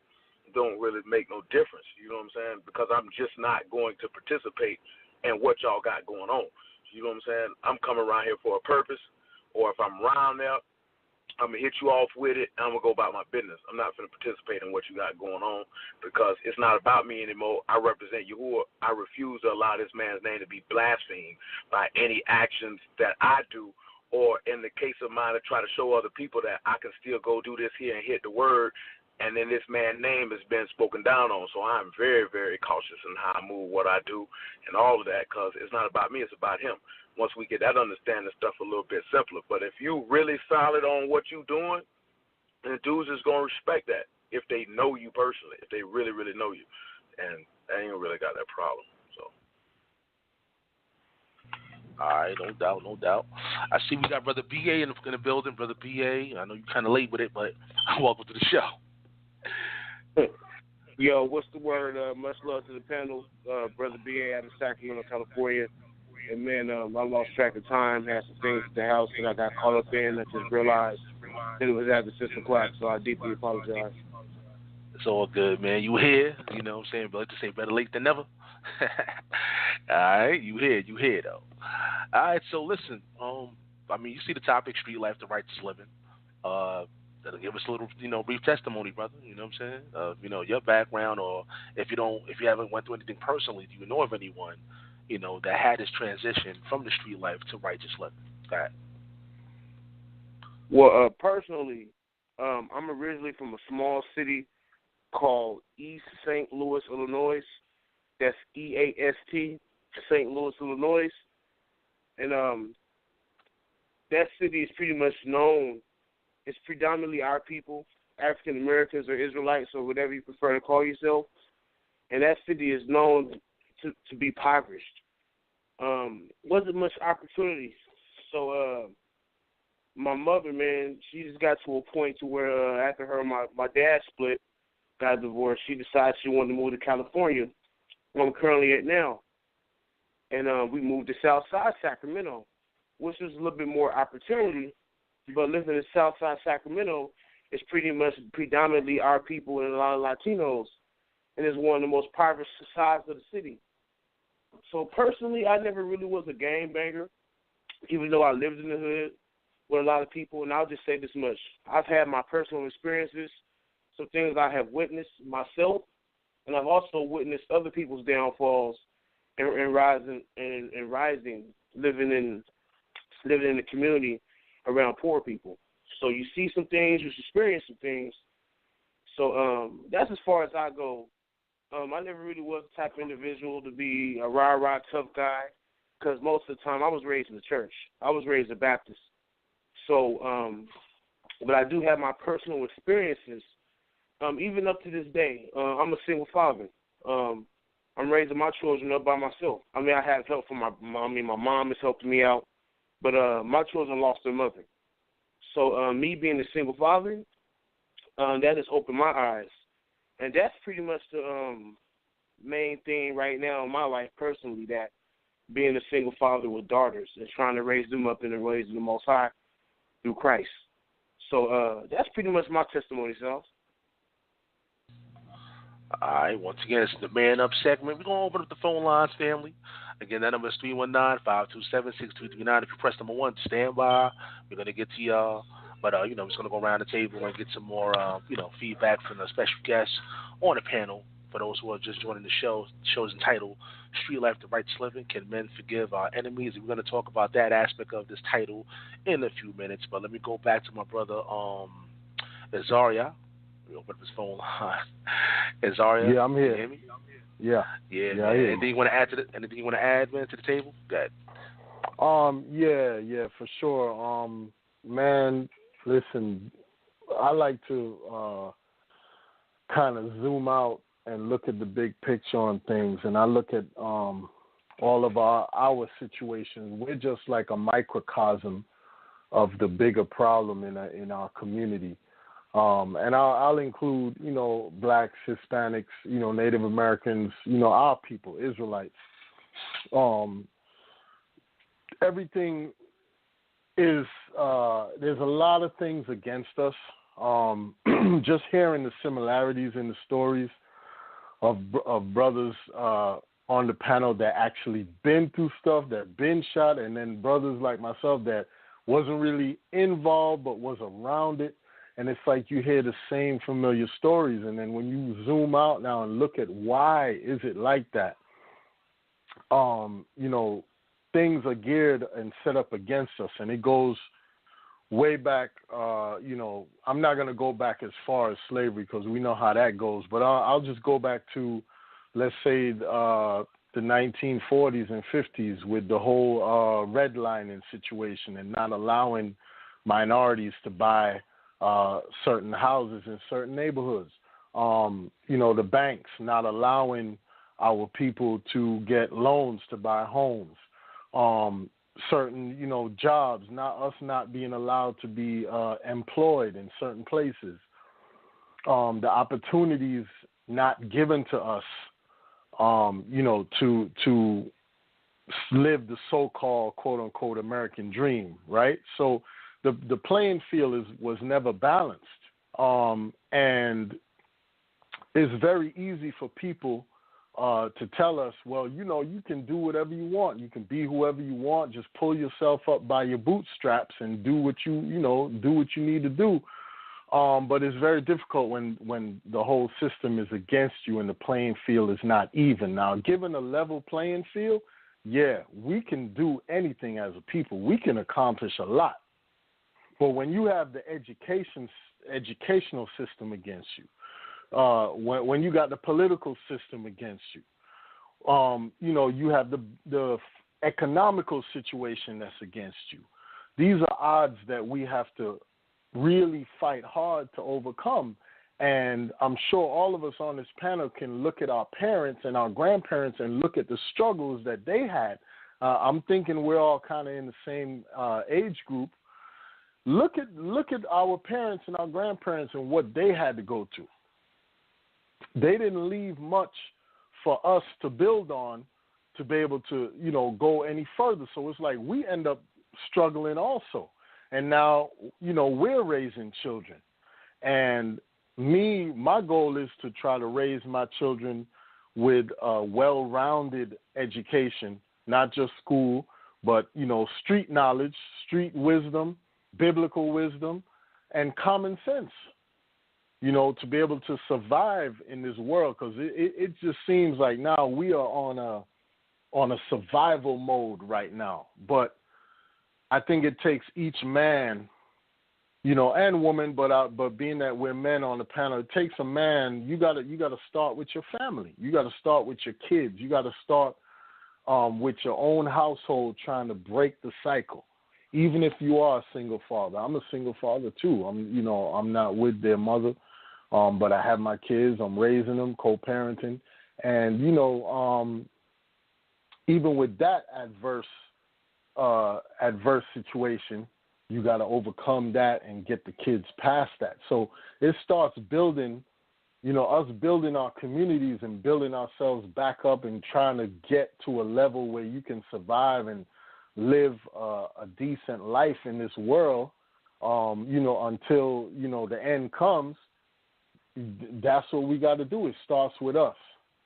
But the whole system is against us, and I think that that's part of the miseducation of our people. Our people don't realize that there is a system set up against you, and they don't really understand. So I'll just give an example of what I mean by that. Like all the gangbangers and all the people that's hustling and all the people that's doing illegal things, some doing it to survive, some doing it out of they don't have no other choice. Some are doing it just to, try to be bad or whatever.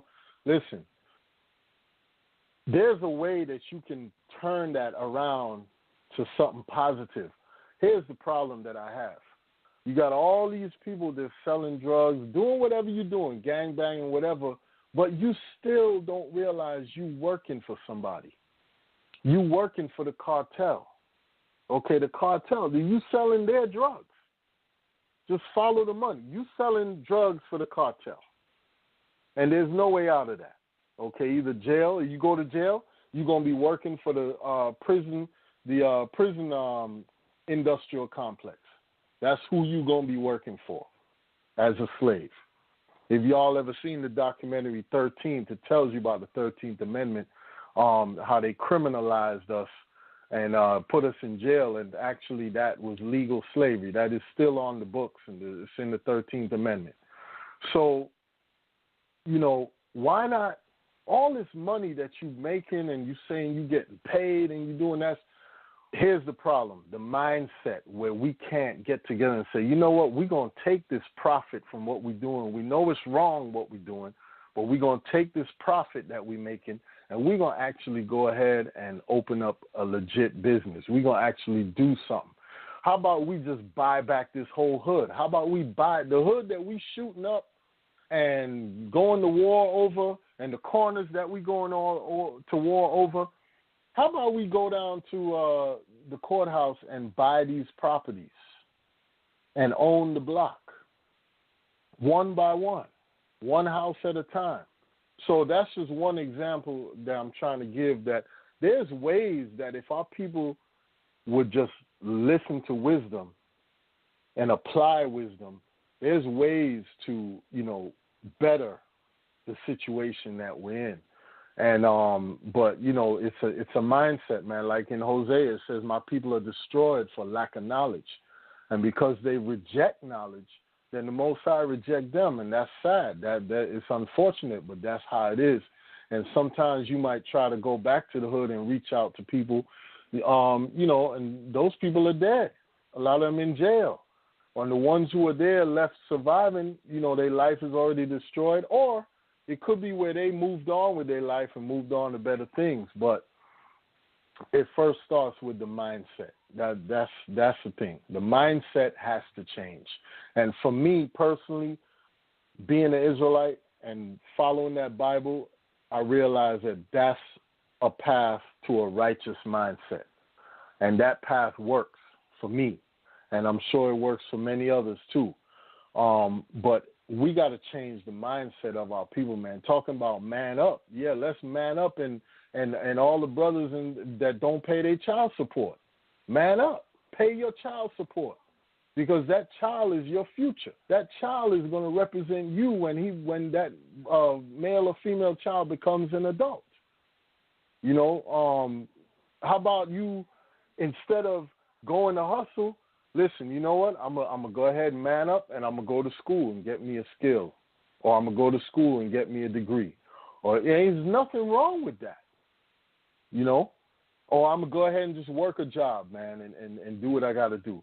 So there's ways and means around certain things. But, man, the mindset and with the rap music and all, the videos and the homosexuality being pushed now, it's a lot of things that are geared against our people, man. And I hope that the listeners of this show will appreciate all what the panelists are bringing out, because, this is a good mixture of knowledge and information, man. And I hope our people will take it and apply it. And I'll pass the mic on that. All right, Azaria, once again, it's the Man Up segment, y'all. Man up, y'all. About to talk about this stuff. The number's 319-527-6239. And you brought up child support, Azaria. Actually, that's going to be another one of my shows on the Man Up segment. We're going to talk about those things, child support, domestic violence, all kind of stuff that men want to talk about. But let's go to my brother, Moray Heathdock. Okay.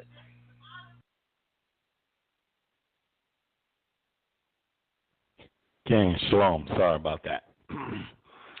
Yeah, this is my position on it. I'm never going to turn my back on my people. I'm not going to have myself involved in no foolishness, and people know what I'm about. But it's our job inherently to help one another and pull each other out of a pit. So if we realize that that's a destructive lifestyle that we're in, we have no business separating ourselves from those individuals, but to continually help them get out of it. So if I run into people who either used to be down with, what goes on, or if I know people who gets down with what's going on, I'm still going to build with those people. It's not my job to turn my back to them. It's my job to embrace them and let them know, really what's good. And so, just so the listening audience knows, there's people who I do run into, and they're like, what's going on with you? What's good? Blah, blah, blah, blah, blah. And I flip it back to them. I'm like, what's good with you? I still see you doing what you're doing, but when does that stop? It's like, no, it is what it is. We can't all be like you. And it's like, listen, don't limit yourself. You ain't got to be like me. All you got to do is give it to God.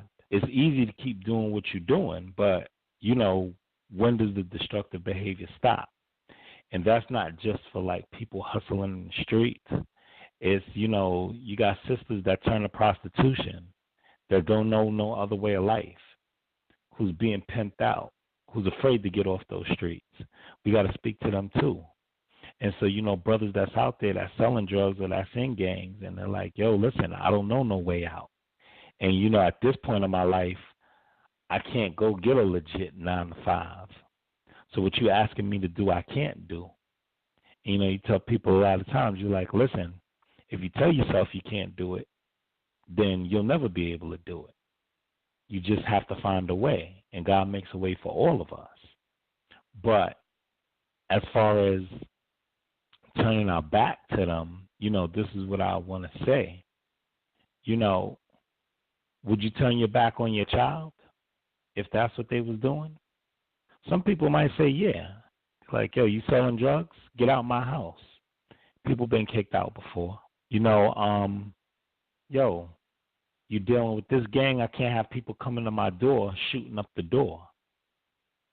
Be like, I got 6 bullet holes in my door right now because somebody came looking for you. You can't stay here. All right, but what do? Do you leave them to the wolves, or do you go and tell them how to get out of that lifestyle? It's our job to make sure we let them know that they can't keep living like that, because that's not what God wants them to do. So if I run into people and they're like, yo, blah, blah, blah, blah, blah, we down here now, I'm not foolish enough to go where I know it's going down and sit down and be like, hey, yo, listen, what y'all brothers doing here? That's just, that's like that's like willingly jumping into the lion's den and asking not to be bit. If the cops are staking out a place or something of that nature, when it goes down, you going down too. So don't be foolish. But those that teach the word of God, those who are leaders of their congregation, it's for us. Our brothers and sisters are sitting in jail. They go to jail. You cut yourself off from them, and then they go to jail. And you find out they've been sitting in jail for years, or you don't find out until they come out of jail. We should have been there with them through that whole process. So I'm not going to keep it long, but what I'm going to say is I don't think anybody should ever, and I'm not accusing anybody here of doing that, but I don't think any one of us should ever take the position to say, listen, I'm not about that lifestyle anymore, and I'm not about you. Now, if somebody's walking down a destructive path, yeah, but I'm forgetting the exact place in the Holy Scriptures where it says it. But, we're supposed to, I believe it says, as iron sharpens iron, so does man sharpen the countenance of his brother. If we don't make each other better, who will? Obviously, nobody else is here for us. So it's our job to make sure we're there for each other. And with that, I relinquish the mic. All right, once again, family, that number to call in is 319-527-6239. See, we have a lot of people on the phone lines listening to the show. But again, if you have any questions or comments, just press number 1, and we'll gladly add you in the conversation. Again, that number is 319-527-6239. Now, this question is going to go to all the brothers, the men on the panel that actually, indulge in street activity. Just like Azaria, I never really sold any drugs and nothing like that. But I've been surrounded, by certain individuals, having to adapt to certain situations in my environment in Brooklyn, things of that nature. I just want to ask the men on the panel that actually been doing certain things. When it comes to, how you carry yourself, when it comes to in the hood or wherever in life, do you feel like there's the people out there that is like a lack of respect because, you might, when you were in the righteous living stage, some people might feel like they had more respect. Then now that they've made the transition, it's almost like a lack of respect. But I want to ask you guys individually, like, how do you feel about that? There's a saying that some people feel like it's better to be feared than to be loved. So let me ask the question once again, like, do you feel like being that you're now living a righteous life or righteous living, so to speak, do you feel like, it's like a lack of respect when it comes to the people in the hood or, people that are still in a part of the street life, or, what do you feel about that? Let me go to Israel Doctrine first, though. Okay. Go to Israel Doctrine. Well, I'm one that believes it's better to be feared than loved. my motto is just like our Father which is in heaven. You know, we had the knowledge of good and evil since ate from the forbidden fruit and gained the knowledge of good and evil. We just gotta discern how to dispense it as needed. When you have to put forth good, then do that. When you have to put forth evil, do that. And evil in this case is sometimes, taking a life or whatever. People consider these things evil, but in the biblical days, which we still in, but I'm talking about the time that we was in our autonomy, on our theonomy, in our own, sovereign and everything. That's what our laws, statutes, and commandments call for. Well, you killed my baby. Well, your baby was, foul and, bringing certain type of evils to the community. Well, you killed my husband, you killed my wife. Well, they was committing adultery. They was doing this. They was doing that. So I believe in prophets, and I believe that even men of God should be feared in the sense that if you do the wrong thing and it calls for it, then, they'll take care of the business. In this day and time, it's kind of hard being in foreign land, foreign soil, and the rules and regulations that governs this land doesn't call for those things. Don't allow you to do those things legally. But sometimes, if people cross the wrong line and they need to get it, then you can't be questioning the laws of the land. There is a sin unto death that the Bible talk about, and if somebody commits something worthy of death, then they worthy of death. So, as I tell people though, when it comes to the Bible, some things I might let go, but when it comes to personal issues with me, though I'm a man that want to walk in the spirit as much as possible, I'm a man that will get in the kernel if I'm pulled there. So I try to do my best to allow the spiritual side to win out that war, and I think we all should do that. But it's ignorant to think that a man would never get back in his flesh and try to get revenge and things of that nature. So, like I said, it's best to live as spiritual and as much in peace with all men as possible. And that, if possible, leaves that tiny bit of a window that if it's not possible, that physical activity, murderous activities can even take place and stuff, because people that used to live in that life, they understand it. You know what I'm saying? So that's just a warning to people that I like to give out there. Just because a man say he deal with the Bible and stuff don't mean he can't throw it away tomorrow for an opportunity to get revenge and stuff. Like I said, I'm about reconciliation, and I'm about forgiving those that came at me. But some things, though I forgive, I can't forget.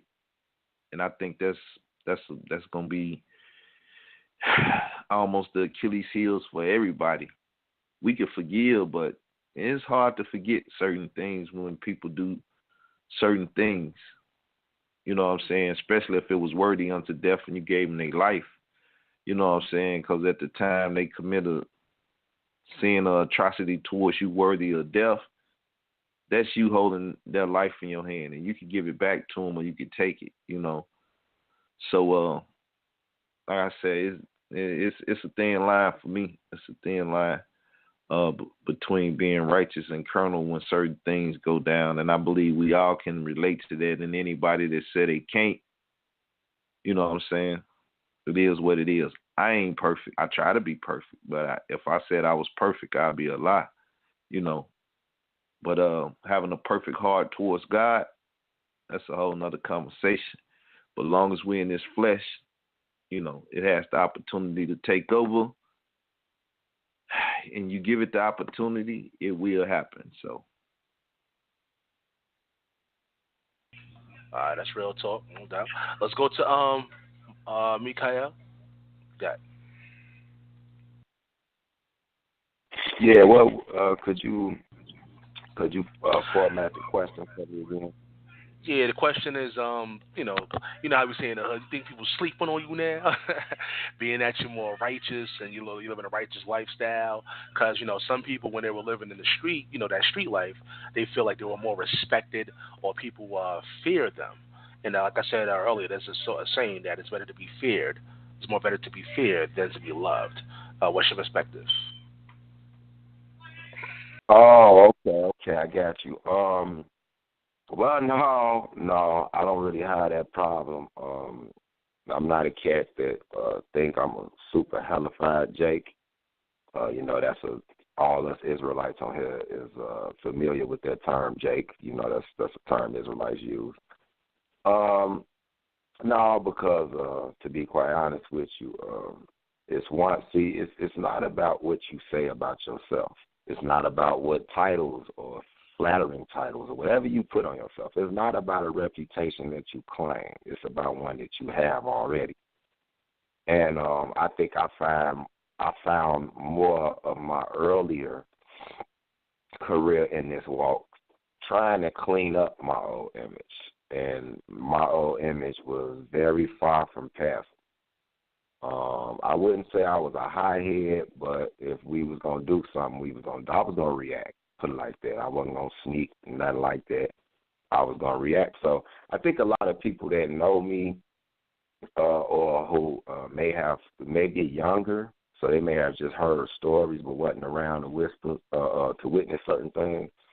They probably be skeptical about if I'm really as peaceful as I'm coming off as more so as me getting soft. They probably think, oh man, this cat is still, probably egg you out or hit you in the jaw or something like that.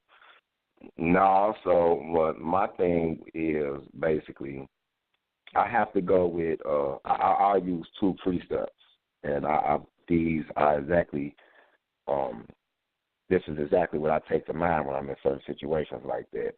It's Ecclesiastes chapter 8 verse 1. It says, "Who is as the wise man, and who knoweth the interpretation of a thing? A man's wisdom maketh his face to shine, and the boldness of his face shall be changed." So I feel when I'm trying to relay a message to a brother or a sister in the hood, if it's a little cat trying to make a name for himself or, whatever, if I know these are those dudes, as they say, if these are the ones making noise, they'll hurt you, they'll put you in a box. I come to them with straight up wisdom.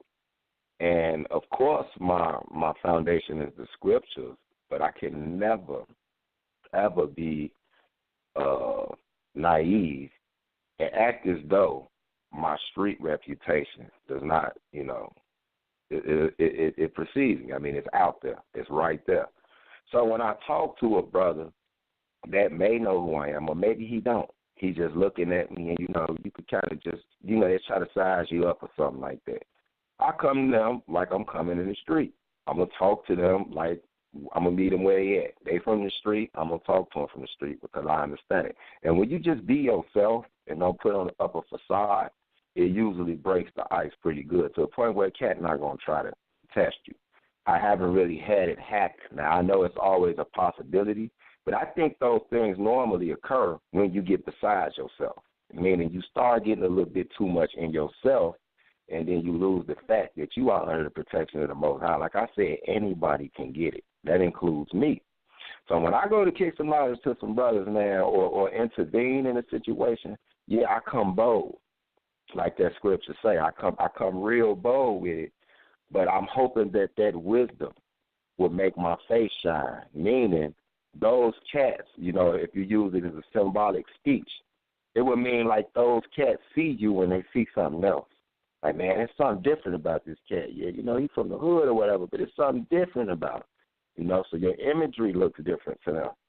And then but it's this one right here that I always never lose focus of.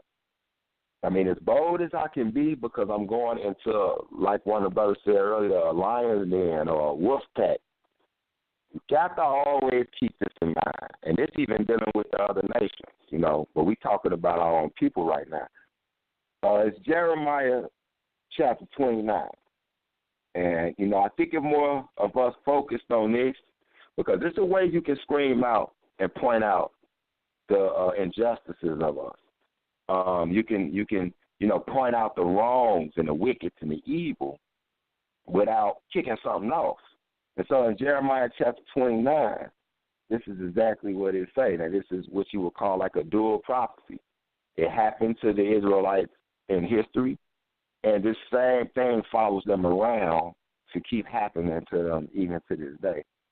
And it say, verse 4, thus saith the Lord of hosts, the God of Israel, to all that are carried away captives. We was carried away captives here. It say, whom I have caused to be carried away from Jerusalem unto Babylon. Now you have the literal from Jerusalem to Babylon.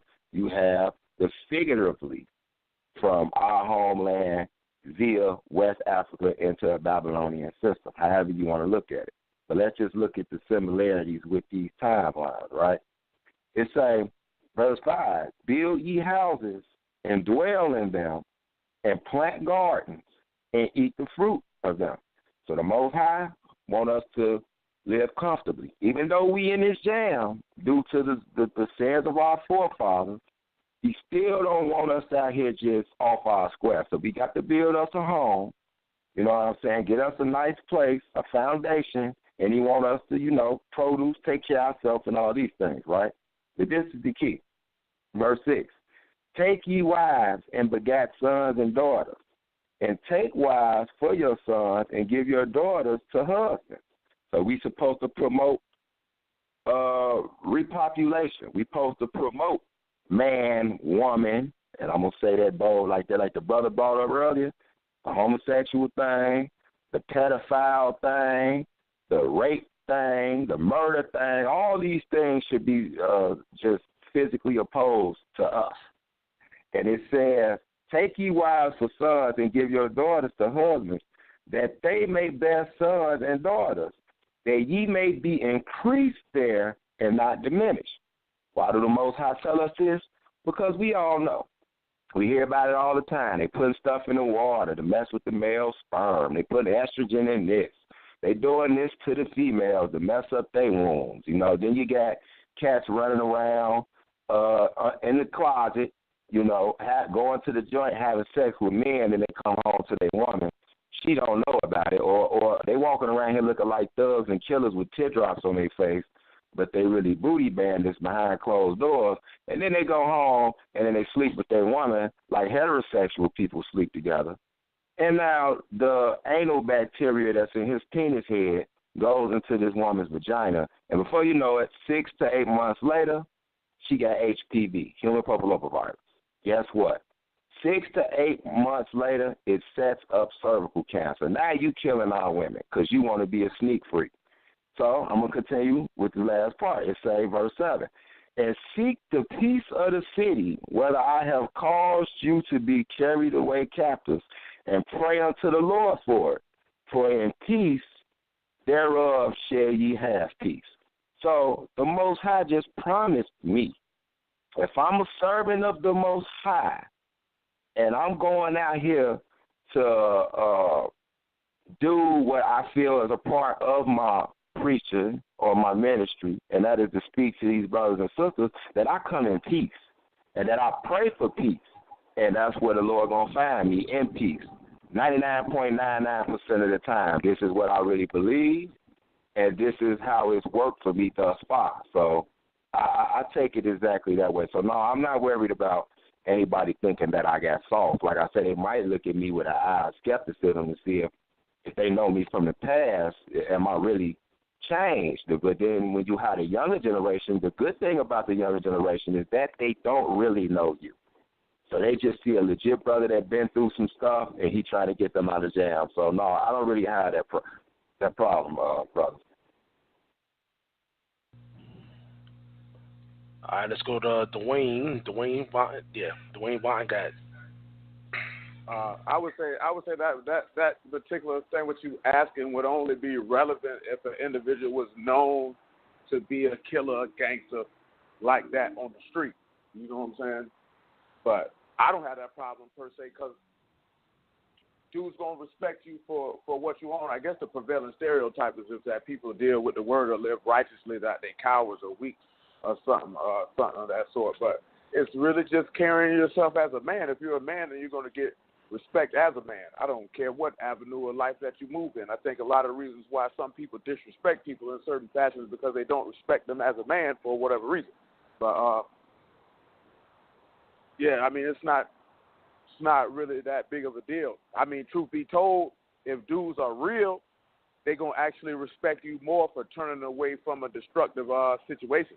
If individuals respect you less, it's really more of a reflection on their character and what type of time they own, and really just projecting their insecurities and low self-esteem that they have about themselves onto you, and feel like that they can try to size you a particular type of way to make themselves feel better for whatever wound or hole they got in themselves, which is most of the time why dudes do the stuff that they do.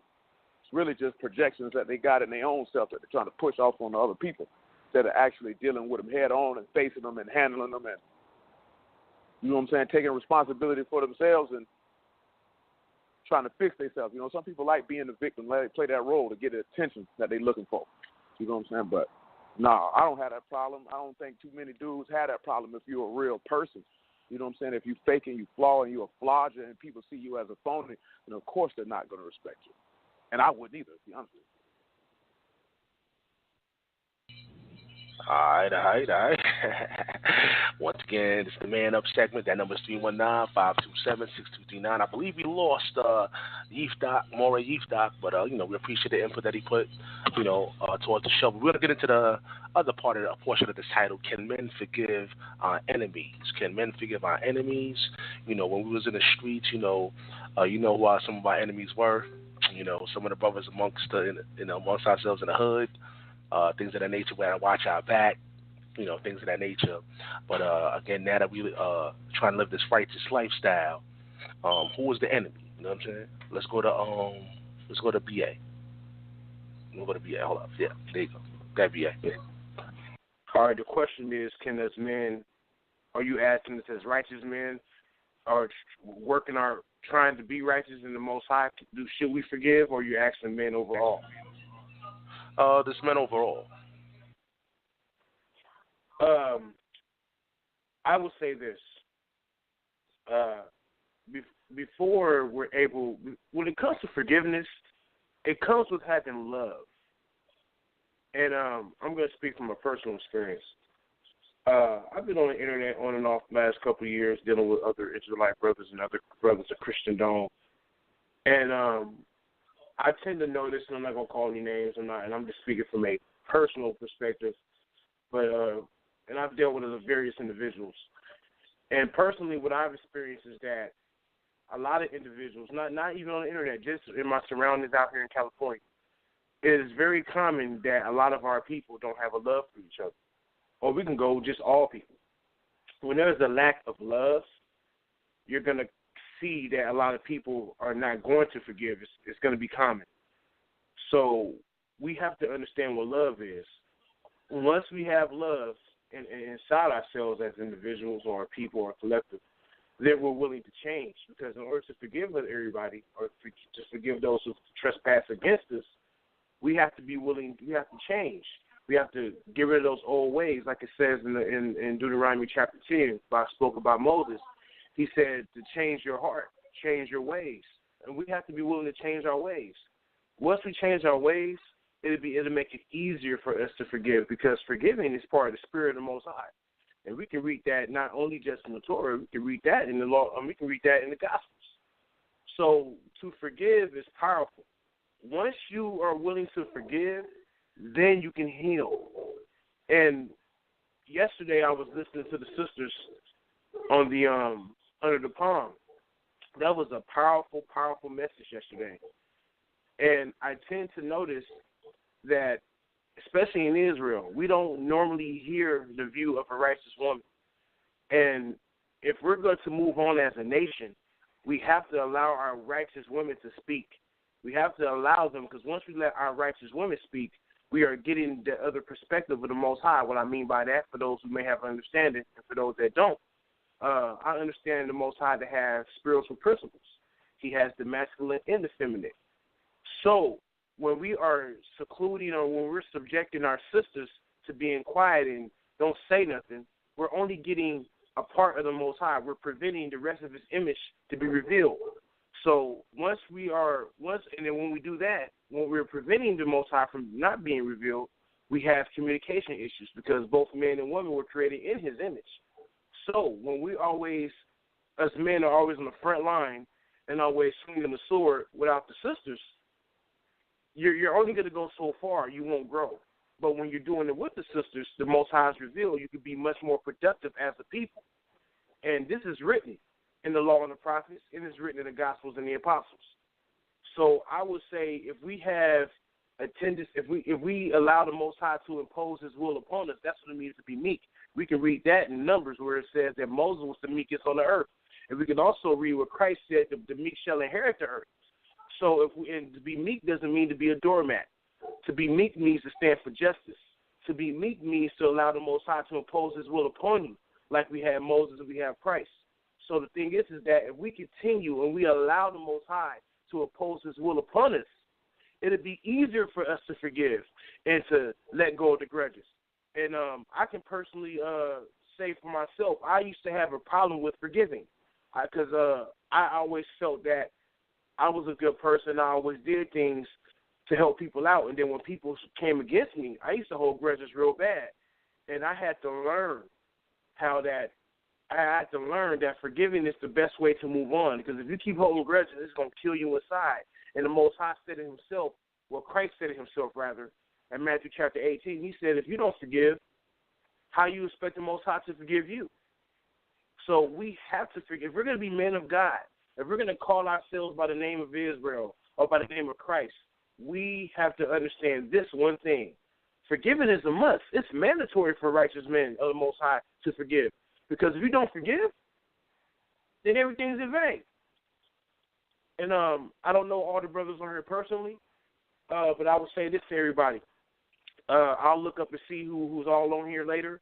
But I want to stay in contact with everybody. I believe that we should be able, as brothers, as men, to come on here and then and build and get closer as we do this for the next couple of weeks or however long Sal chooses to do this. But I would like for us to get stronger and to get a chance to have a tight bond on this platform with each other. Because I hear the sisters the other day, the sisters are tight. They're doing a real good job bringing the information out. And I believe as men, that should motivate us to get even tighter because they're playing their position. And as men, we got to play our position. And both sides, the men and the women, we both, through our conduct properly, will the Most High will be revealed. And I yield. All right. Once again, this is the Man Up segment. And, of course, if you want to reach out to anybody on the panel, I'm going to leave all the links in the description box, to reach out to the brothers. Once again, the number is 319-527-6239. Same question goes for you, Azaria. When it comes to can men forgive our enemies, first of all, if we can, matter of fact, from your perspective, from your, research, is there an enemy that we need to identify, and can they be forgiven? Go ahead. All right. I got to just reiterate what the last panelist said about forgiveness. It's a must because we got to be able to forgive, especially of our people. Otherwise, the Most High ain't going to forgive us.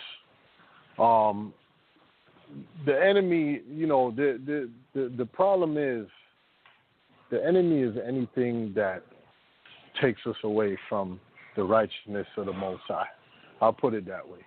It could be ourselves. It could be from your own family. It could be of another nation. It could be circumstances. Those are the enemies that we are facing out here. But I don't like to say that the system that's geared against us is the end-all, be-all, because, no matter what kind of system is out here and set up, the power belongs to the people through the will of the Most High. And if we get right with the Most High, then the Most High will empower us as a people to get done what needs to get done. So and certain enemies, it's not up to us to forgive.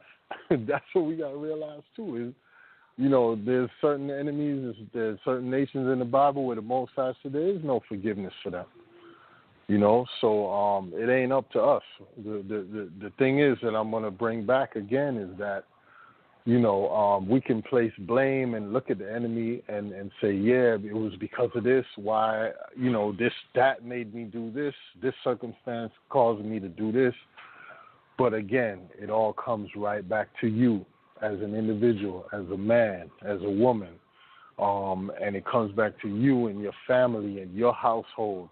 And that's where it starts, and that's where the change actually starts. And if we finally decide to focus on ourselves, and one at a time, man. There's an old saying, and all of us know it: each one teach one. If we all decide to just focus on ourselves, get ourselves right, start with your kids, start with you as an individual. If you have a wife, start showing her how to get right. Show your kids, raise your kids up right. What that does, that shows the neighborhood that you're in, like, wait a minute, that family down there lives in that house, that family, they're different, man. They don't play that. They be living righteous, man. They don't do certain things. And then that vibration goes out to maybe another family on the block. Maybe you as an example as a man will give the next man courage to step up and say, you know what, man? That man is taking care of his kids. That man he's responsible. Let me try to do that too. Let me try to stop doing what I'm doing and get myself right. Next thing you know, the whole neighborhood start getting it together. You know what I mean? So it has an effect. It has an effect. Just the fact that all of us are on this panel talking about this thing, there's not many people talking about it. You might see it here and there in mainstream media, talking about, issues in our communities and all that. And you see the protests and you see what's going on. You see the level of racism raising its head again fully in this country. But you don't see groups talking about it like us. And I think this is the beginning of something. This is, and now I'm sure there's other brothers and sisters out there in America, on the planet, wherever they may be at, feeling the same way we're feeling and talking about the same things that we're talking. So it starts on the grassroots level like this. And I think it's a good thing, man. It's a wonderful thing because we're going to need this type of knowledge to be able to survive. I mean, it tells you wisdom and knowledge shall be the stability of thy time. So the wisdom and knowledge of the Most High in Christ is what's going to make us stable and be able to survive, the days that's ready to come. Because things are only going to get worse, man. Them prophecies got to be fulfilled. Things are not going to stay, as nice as they are now. It's going to get worse. It's going to get bad out here. So until then, all we can do is just try to stay on the righteous path and deal with each other righteously, man, and do right by each other and do right by the Most High. So I'll pass the mic on that. All right, we're going to go to Israel Doctrine right now. Israel Doctrine, same question. According to your research, who's the enemy, if there is an enemy, and if so, can he be forgiven? We'll open up the phone line. Yeah, like I said, being forgiven and forgetting stuff is.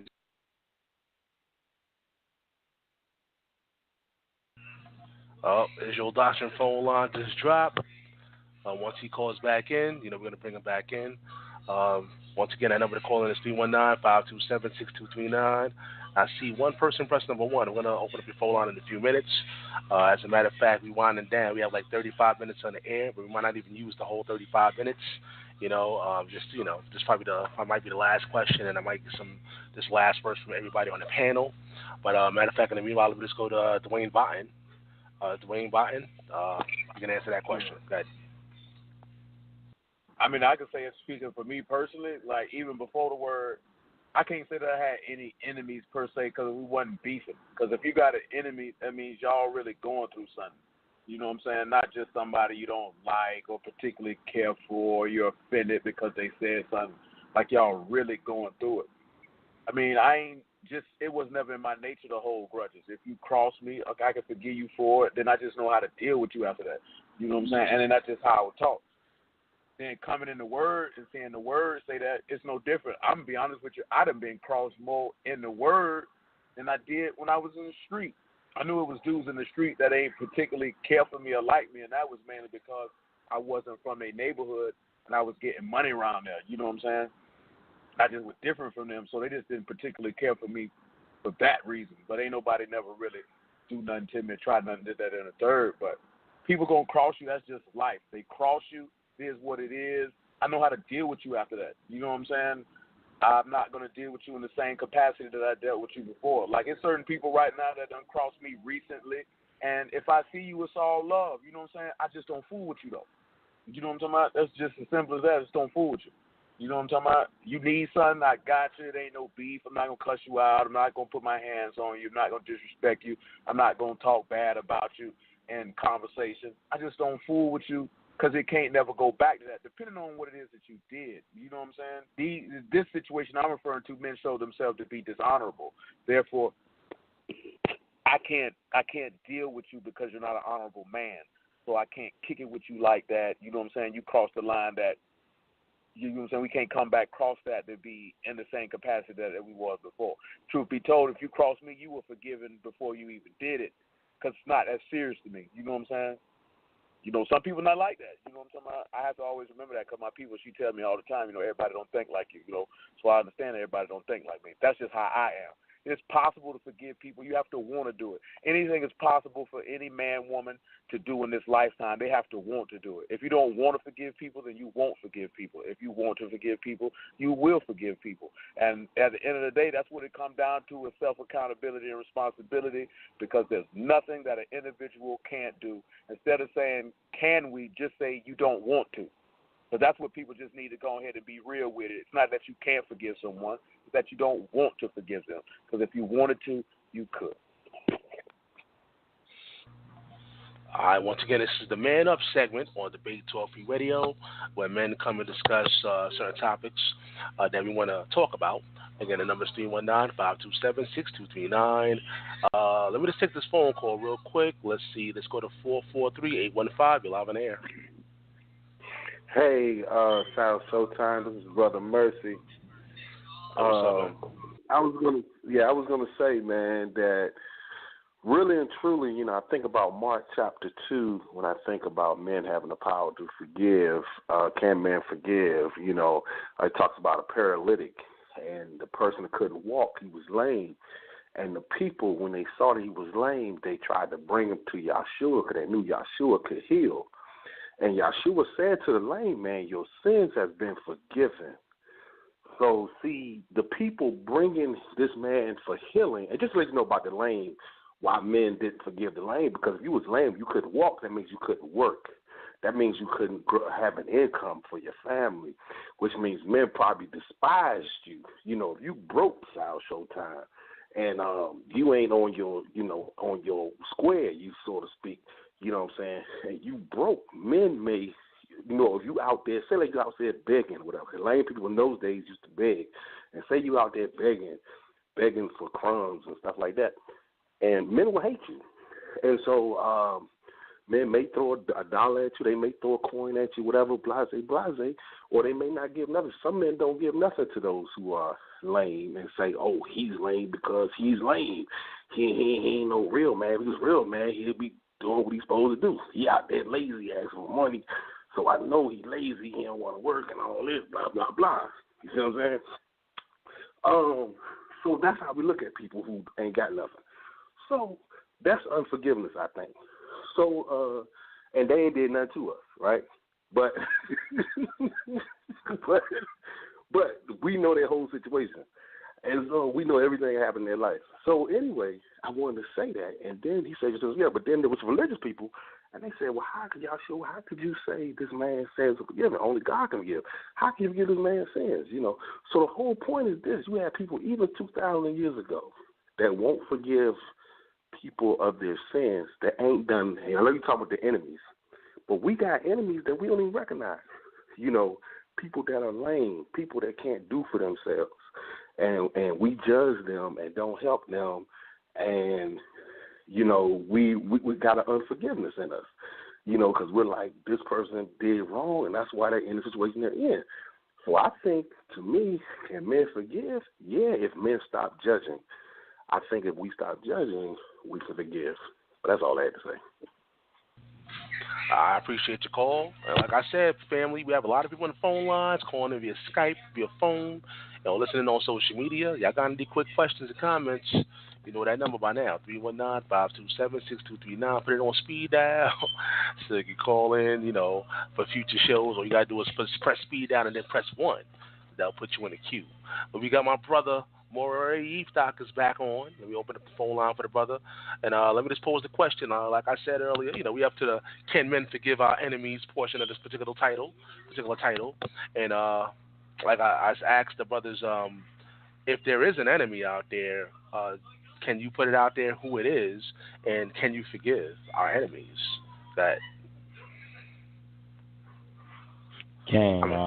Peace and blessings once again. Yeah, well, there's definitely an enemy out there. I'm of the impression that there's more than one enemy out there. Question is, can we forgive them? Well, I pose the question, do they want to be forgiven?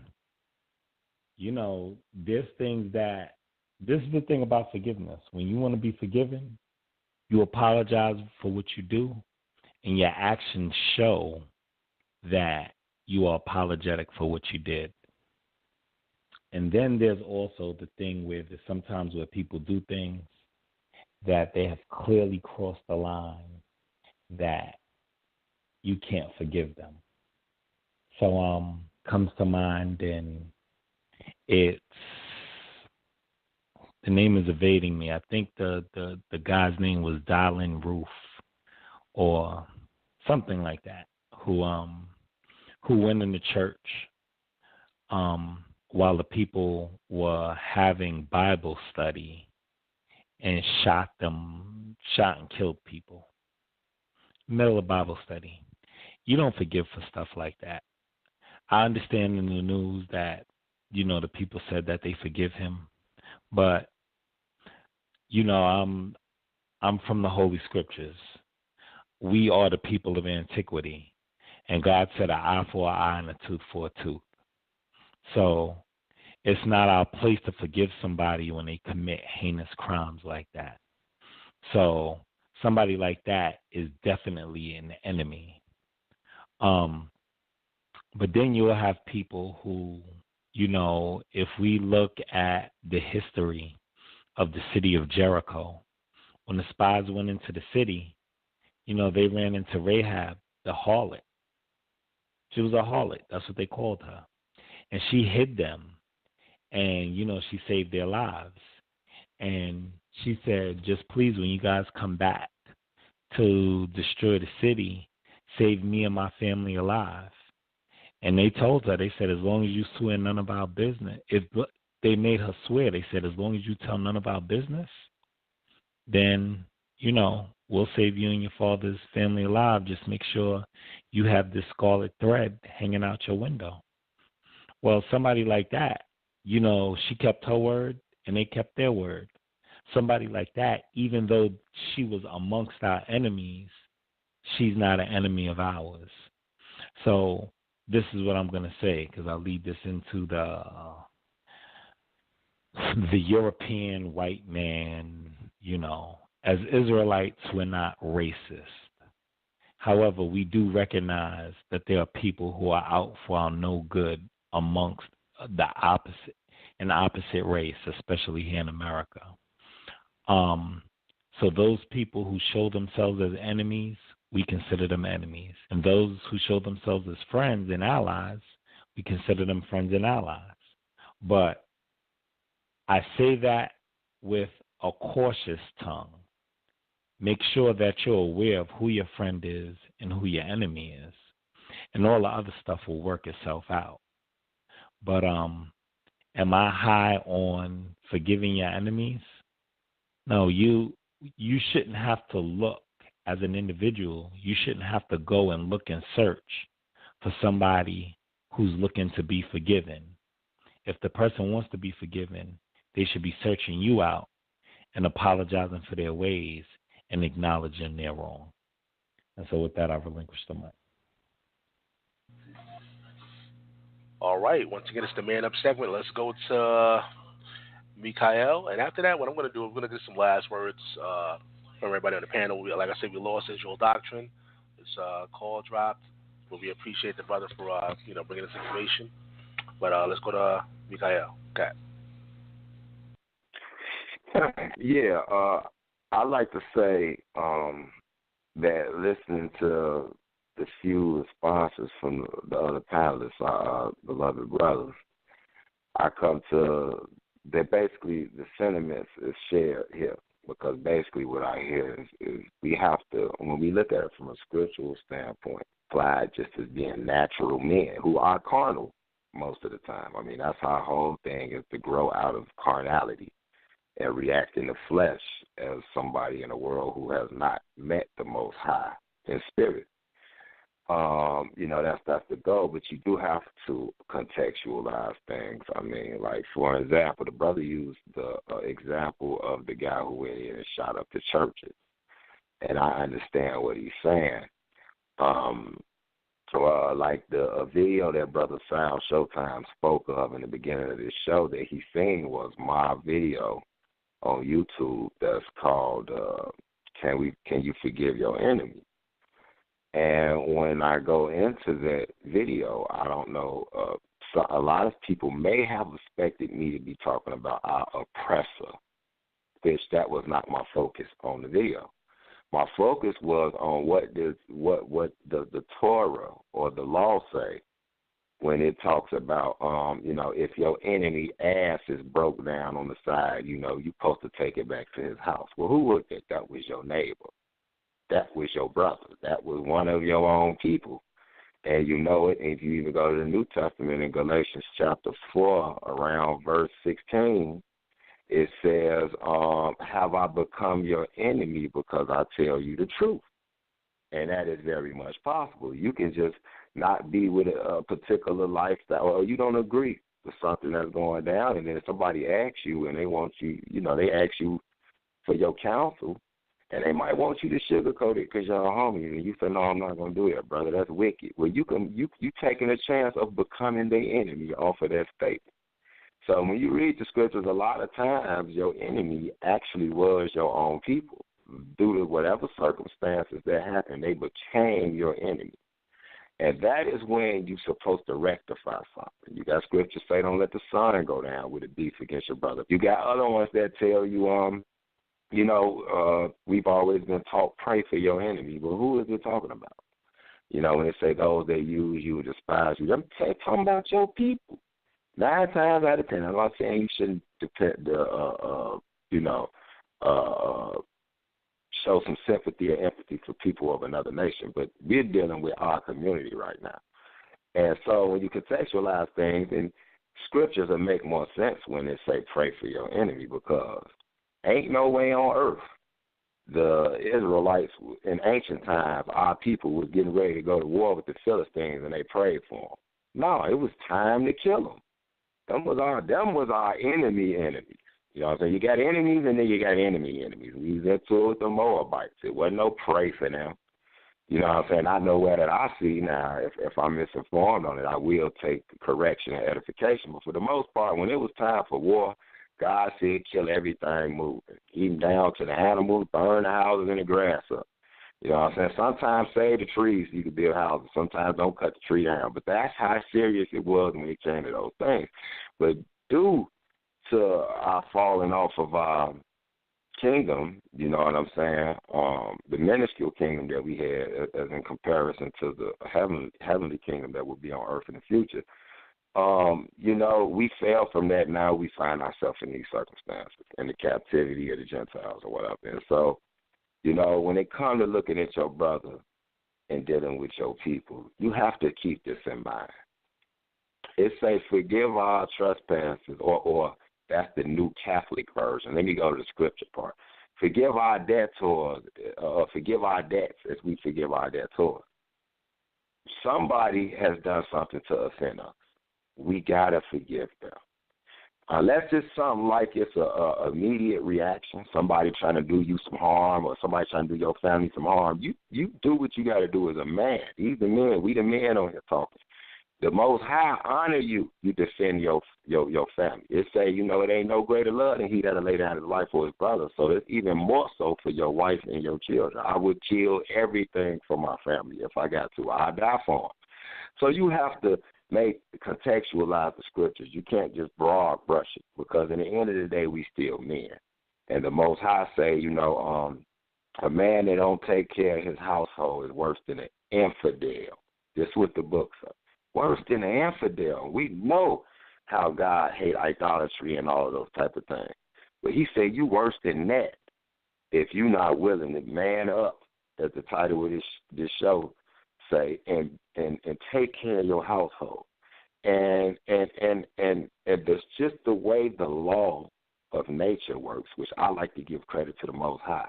Just the way the law of the Most High works. When you take care of your house, and you teach your kids to take care of their house, and they tell and they friends see how your family take care of their house, and then the neighbors say, we take care of our house. It's a trickle-down effect. You just can't beat it.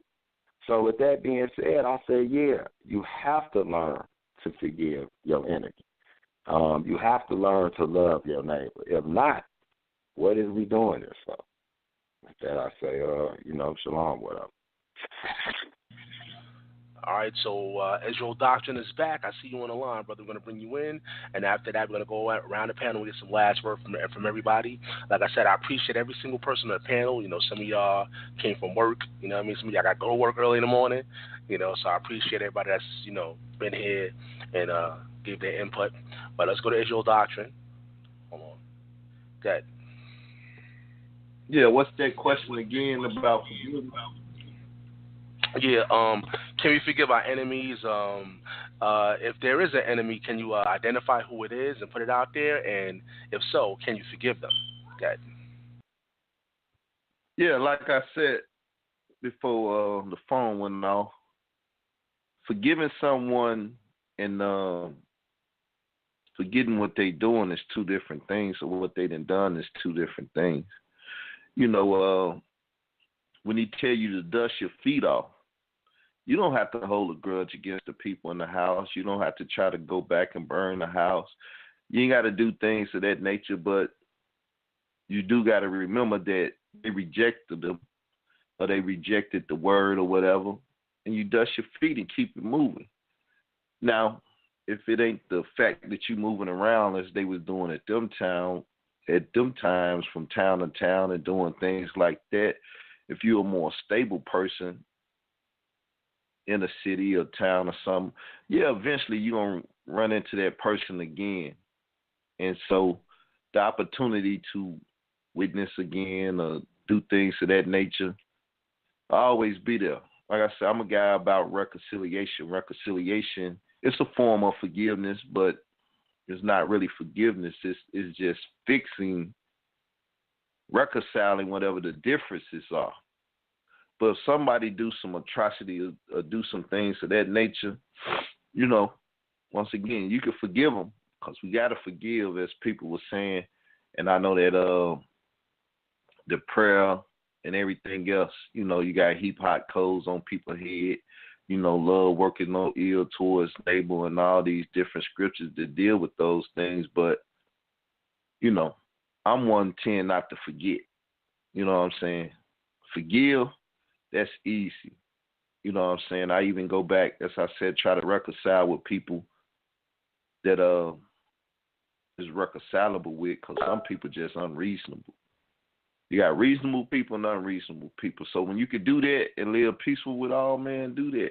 But if you find somebody that rubber and all they do is keep up mess and stuff, you know what I'm saying? I'm not finna strengthen the hand of the wicked, and I'm not finna join hands with the wicked. I don't care how much I done forgave them. I'm going to leave them in their wickedness. Dust my feet. You know, and people be like, well, you got to forgive, brother, and why don't you forgive? And the Bible say forgive. The Bible also say dust your feet. So that's more my position. I can forgive you. I ain't going to forget, never forget anything, but for the most part, if it's reconcilable, cool. If it's not, I just make sure the dust off my feet always. Never leave even or take the dust with me when I'm leaving. I'm gonna make sure everything that I picked up there, lint or whatever, I'm gonna leave it right there with them and get on about my business. So yeah, we can forgive, gotta forgive, but you know, never forget, because that's what people. I'm gonna just say this, then I'm gonna pass it. Most people, that's what they bank on. They try to say, well, you're supposed to be like Jesus. I'm gonna spit in your face. I'm gonna smack you. I'm gonna do whatever I can or whatever I want to do to you because you gotta take this abuse. And I never read in the Bible where it said we gotta take abuse, but half of the people in the world is foolish. That's what they believe. They believe, okay, you're a man of God, so I can do whatever I want to do to you. You know what I'm saying? You see movies and stuff. As some people, I think Mikael was saying it right there. You know, they'd be like, well, I'm finna rape your daughter. And you'd be like, I'm finna kill you. You're a man of God. You can't do that, or I'm finna do this. It's like, what? You think if you do that because I deal with the Bible, that I ain't finna kill you or do something to you, you must be ignorant. And that's how I'm going to leave it. So, you know, get a minute to pray and a second to die is what they used to say when I was younger. I give you a minute to pray, but give you a second to die, you know, if you do the wrong thing. Now, if that's the wrong mindset, I'll take some advice, but I don't think anybody can really fight against that, no matter how harsh it sounds.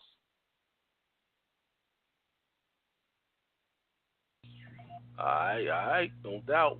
Once again, fellas, I appreciate all of y'all, you know, coming on the Man Up segment. Man Up. You all man up and spoke about it, you know what I mean? But let's get some last words from everybody, you know. It's getting close to the 11 o'clock hour. So let's get some last words. Zaria, last word.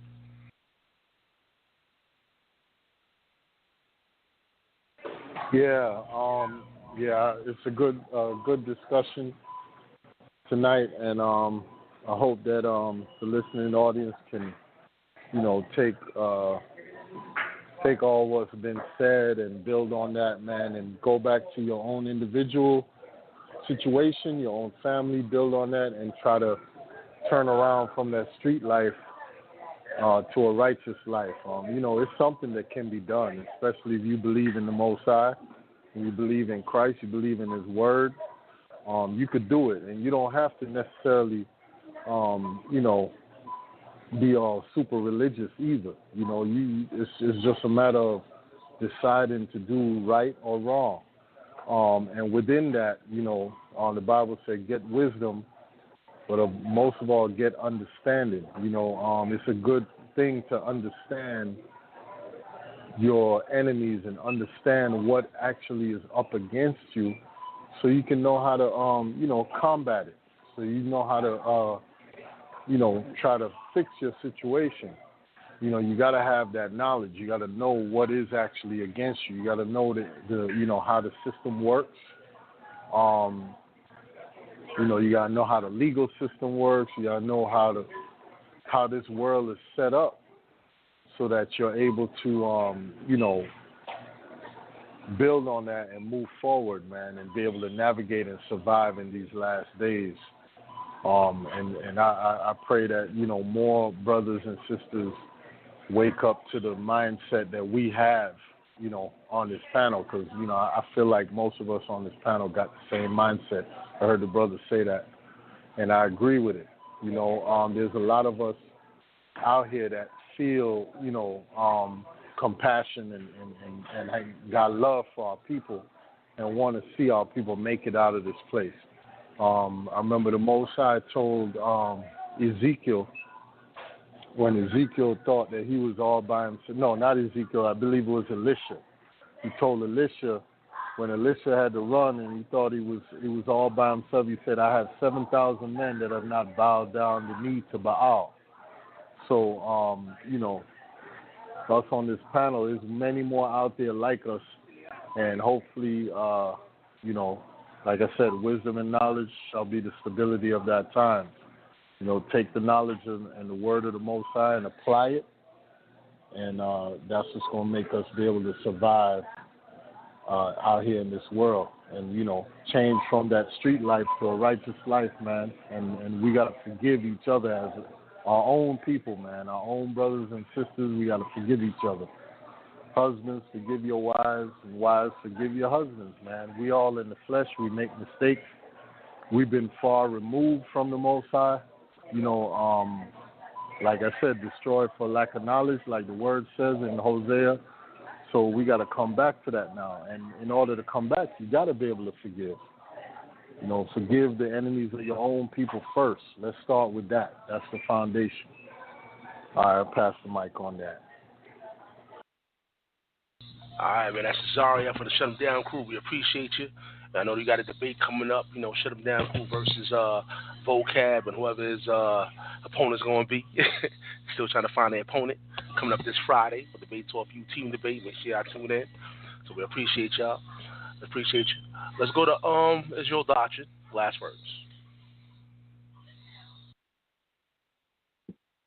Well, I want to say peace to everybody. Check out IsraelDoctrine.org.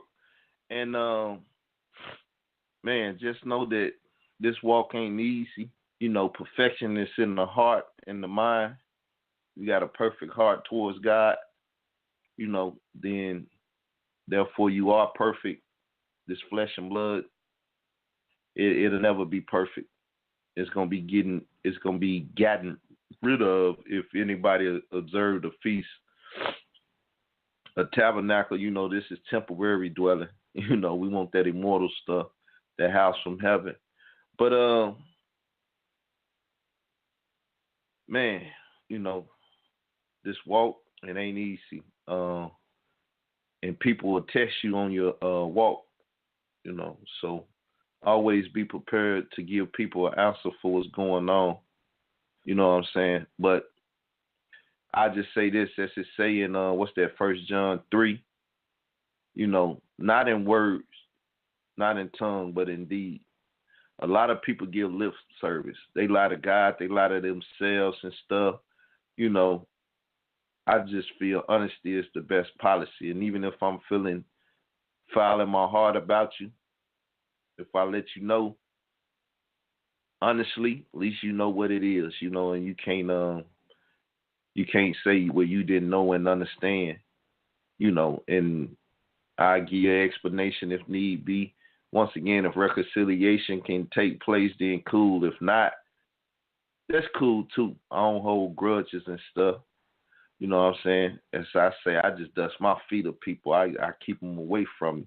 And then that way we can keep, because you won't say nothing to me, I won't say nothing to you. You won't do nothing to me, I won't do nothing to you. You know what I'm saying? That's perfect peace. As I live here by myself, you know, one day I plan on getting me a wife, but I'm in the house by myself. I don't argue and fight with nobody up in here. You know what I'm saying? So I'm in perfect peace. And when I go out in the world, I deal with people and I come back to the privacy of my own home and I'm at peace. So therefore, I'm in peace with all men. Only time I'm out of peace sometimes is when I get on this internet and open up this cyber world and deal with these people in this cyberspace. But even with that, I can close it down and be at perfect peace again. You know, in the Bible, it keeps all the wicked people away, especially when you know, trying to be a vessel of honor and not dishonor. You know what I'm saying? Then you're truly sanctified, set apart. Learn what sanctification is to be set apart. And when you're on that straight and narrow, believe me, all the madness and all the people with madness in their heart, they are ease on the way. So just live righteous, people. Just live righteous. You know what I'm saying? Fight the good fight. And with that said, peace. All right, man. This is your doctor. We appreciate the brother for coming on. You know, see you next time with Debate Talk for You. By the way, if you missed the first segment of Man Up, we talked about Colin Kaepernick. We talked about the national anthem. You know, Man Up is a segment where, you know, we talk about what men want to talk about. So any topics that you want to bring to the table, anybody out there, all you got to do is send me an email at debatetalkforyou@gmail.com. And, you know, we're going to man up and we're going to talk about that. But if you missed the first Man Up episode, it's on the archives. Go to YouTube, go to the iTunes podcast, Debate Talk for You, go to Blog Talk Radio, and check that out. We talked about the NFL. We talked about, you know, Colin Kaepernick, and of course, we talked about the whole national anthem situation. So we appreciate the people out there. We, you know, keep tuning in. But let's go to my brother. Let me see. Let's go to my brother, Moray Yifta. Okay. Hey, shalom, peace and blessings again. Final thoughts. So, you know, I'm glad for segments like this because it's time as a nation that we be real with ourselves as men. And it's time for men to be men. So when we look at the Holy Scriptures, you know, God referred to us as sleeping in the dust of the earth in Ezekiel, the 37th chapter. And he said, Son of man, can these bones yet live? And the prophet responded to him. He said, God, only thou knowest.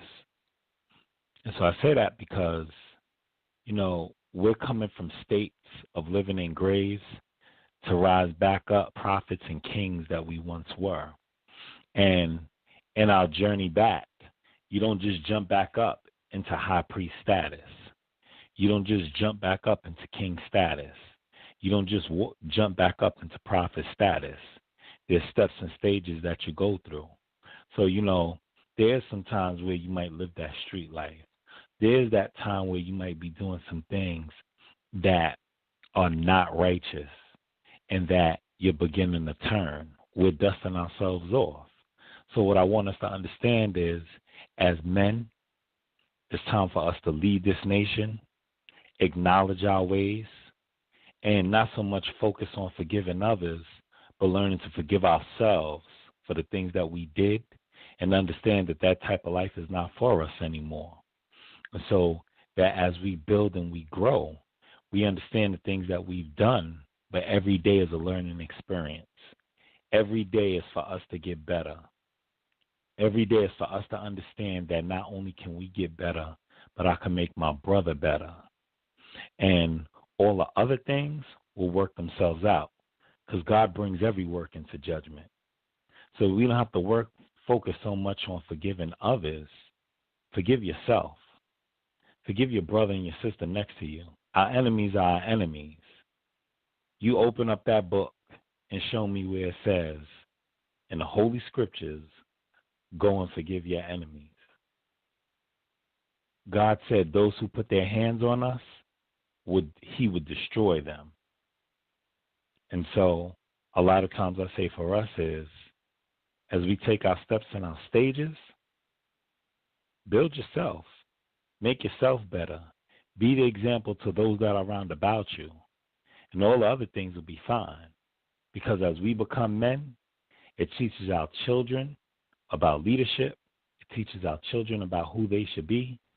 And it teaches our wives, our sisters, our mothers, who we can be and how great we can be in this nation. And they'll stand behind us and they'll support us 100%. But we got to play our role and be who we're supposed to be, and God will work the rest out. I thank you, Brother Sal, for having me on the show, and peace and blessings to the listening audience. That's my brother Moray Yifta right there. We appreciate him. And I'm going to leave everybody's links in the description box. If you want to reach out to the brothers, just go to the description box on YouTube, on iTunes, and also right here on Blog Talk Radio. If you want to reach out to any of the special guests in the panel, feel free to go to the description box and reach out. But let's go to my brother B.A. Last words. My last words are this. The best leaders that lead are the ones that lead by example. I tend to notice in the internet world or just in my personal surroundings where I live at, it's common that the individuals who tend to put titles on them, those are the individuals that tend to always show something about themselves that's not too pleasant at times. So I would say the best leaders lead by example. They don't have to make a public viewing. They don't have to make a public showing. They don't have to promote what they do or what they don't do or whatever it may be. The best leaders just lead by example. And if we're doing things according to by the will of the Most High, it will show. And other people will come around those leaders and those individuals and learn from them and be a light. And then it can also reflect, it can also trickle down to the rest of us. So as men, we have to learn how to just play our position instead of trying to dominate everything, because we can understand, it's written in Genesis, that as men we're supposed to protect and we're supposed to keep. And so we're supposed to protect, yes, and we're supposed to keep, but protect doesn't mean to dominate. So and to keep means to keep the way of the Most High. So as men, let's learn how to protect and keep, and how we do that is by leading by example. We don't need a promotion on social media or public viewing to show how righteous we are. If you're doing righteous, if you're living righteous, then the Most High will be revealed, and He'll show to those who need to see that you're living righteous. He'll reveal that to those who are watching you. And that's all I have to say. But much love to the panel. I don't know all the brothers on here. There's a few of you guys I am familiar with. For those who I'm not familiar with, let's link up. My name is B.A. Ben Abraham. Hit me up on Facebook, or you go to my YouTube channel, B.A. the Student. And my email is 916maccabee@gmail.com. Much love to all, and shalom.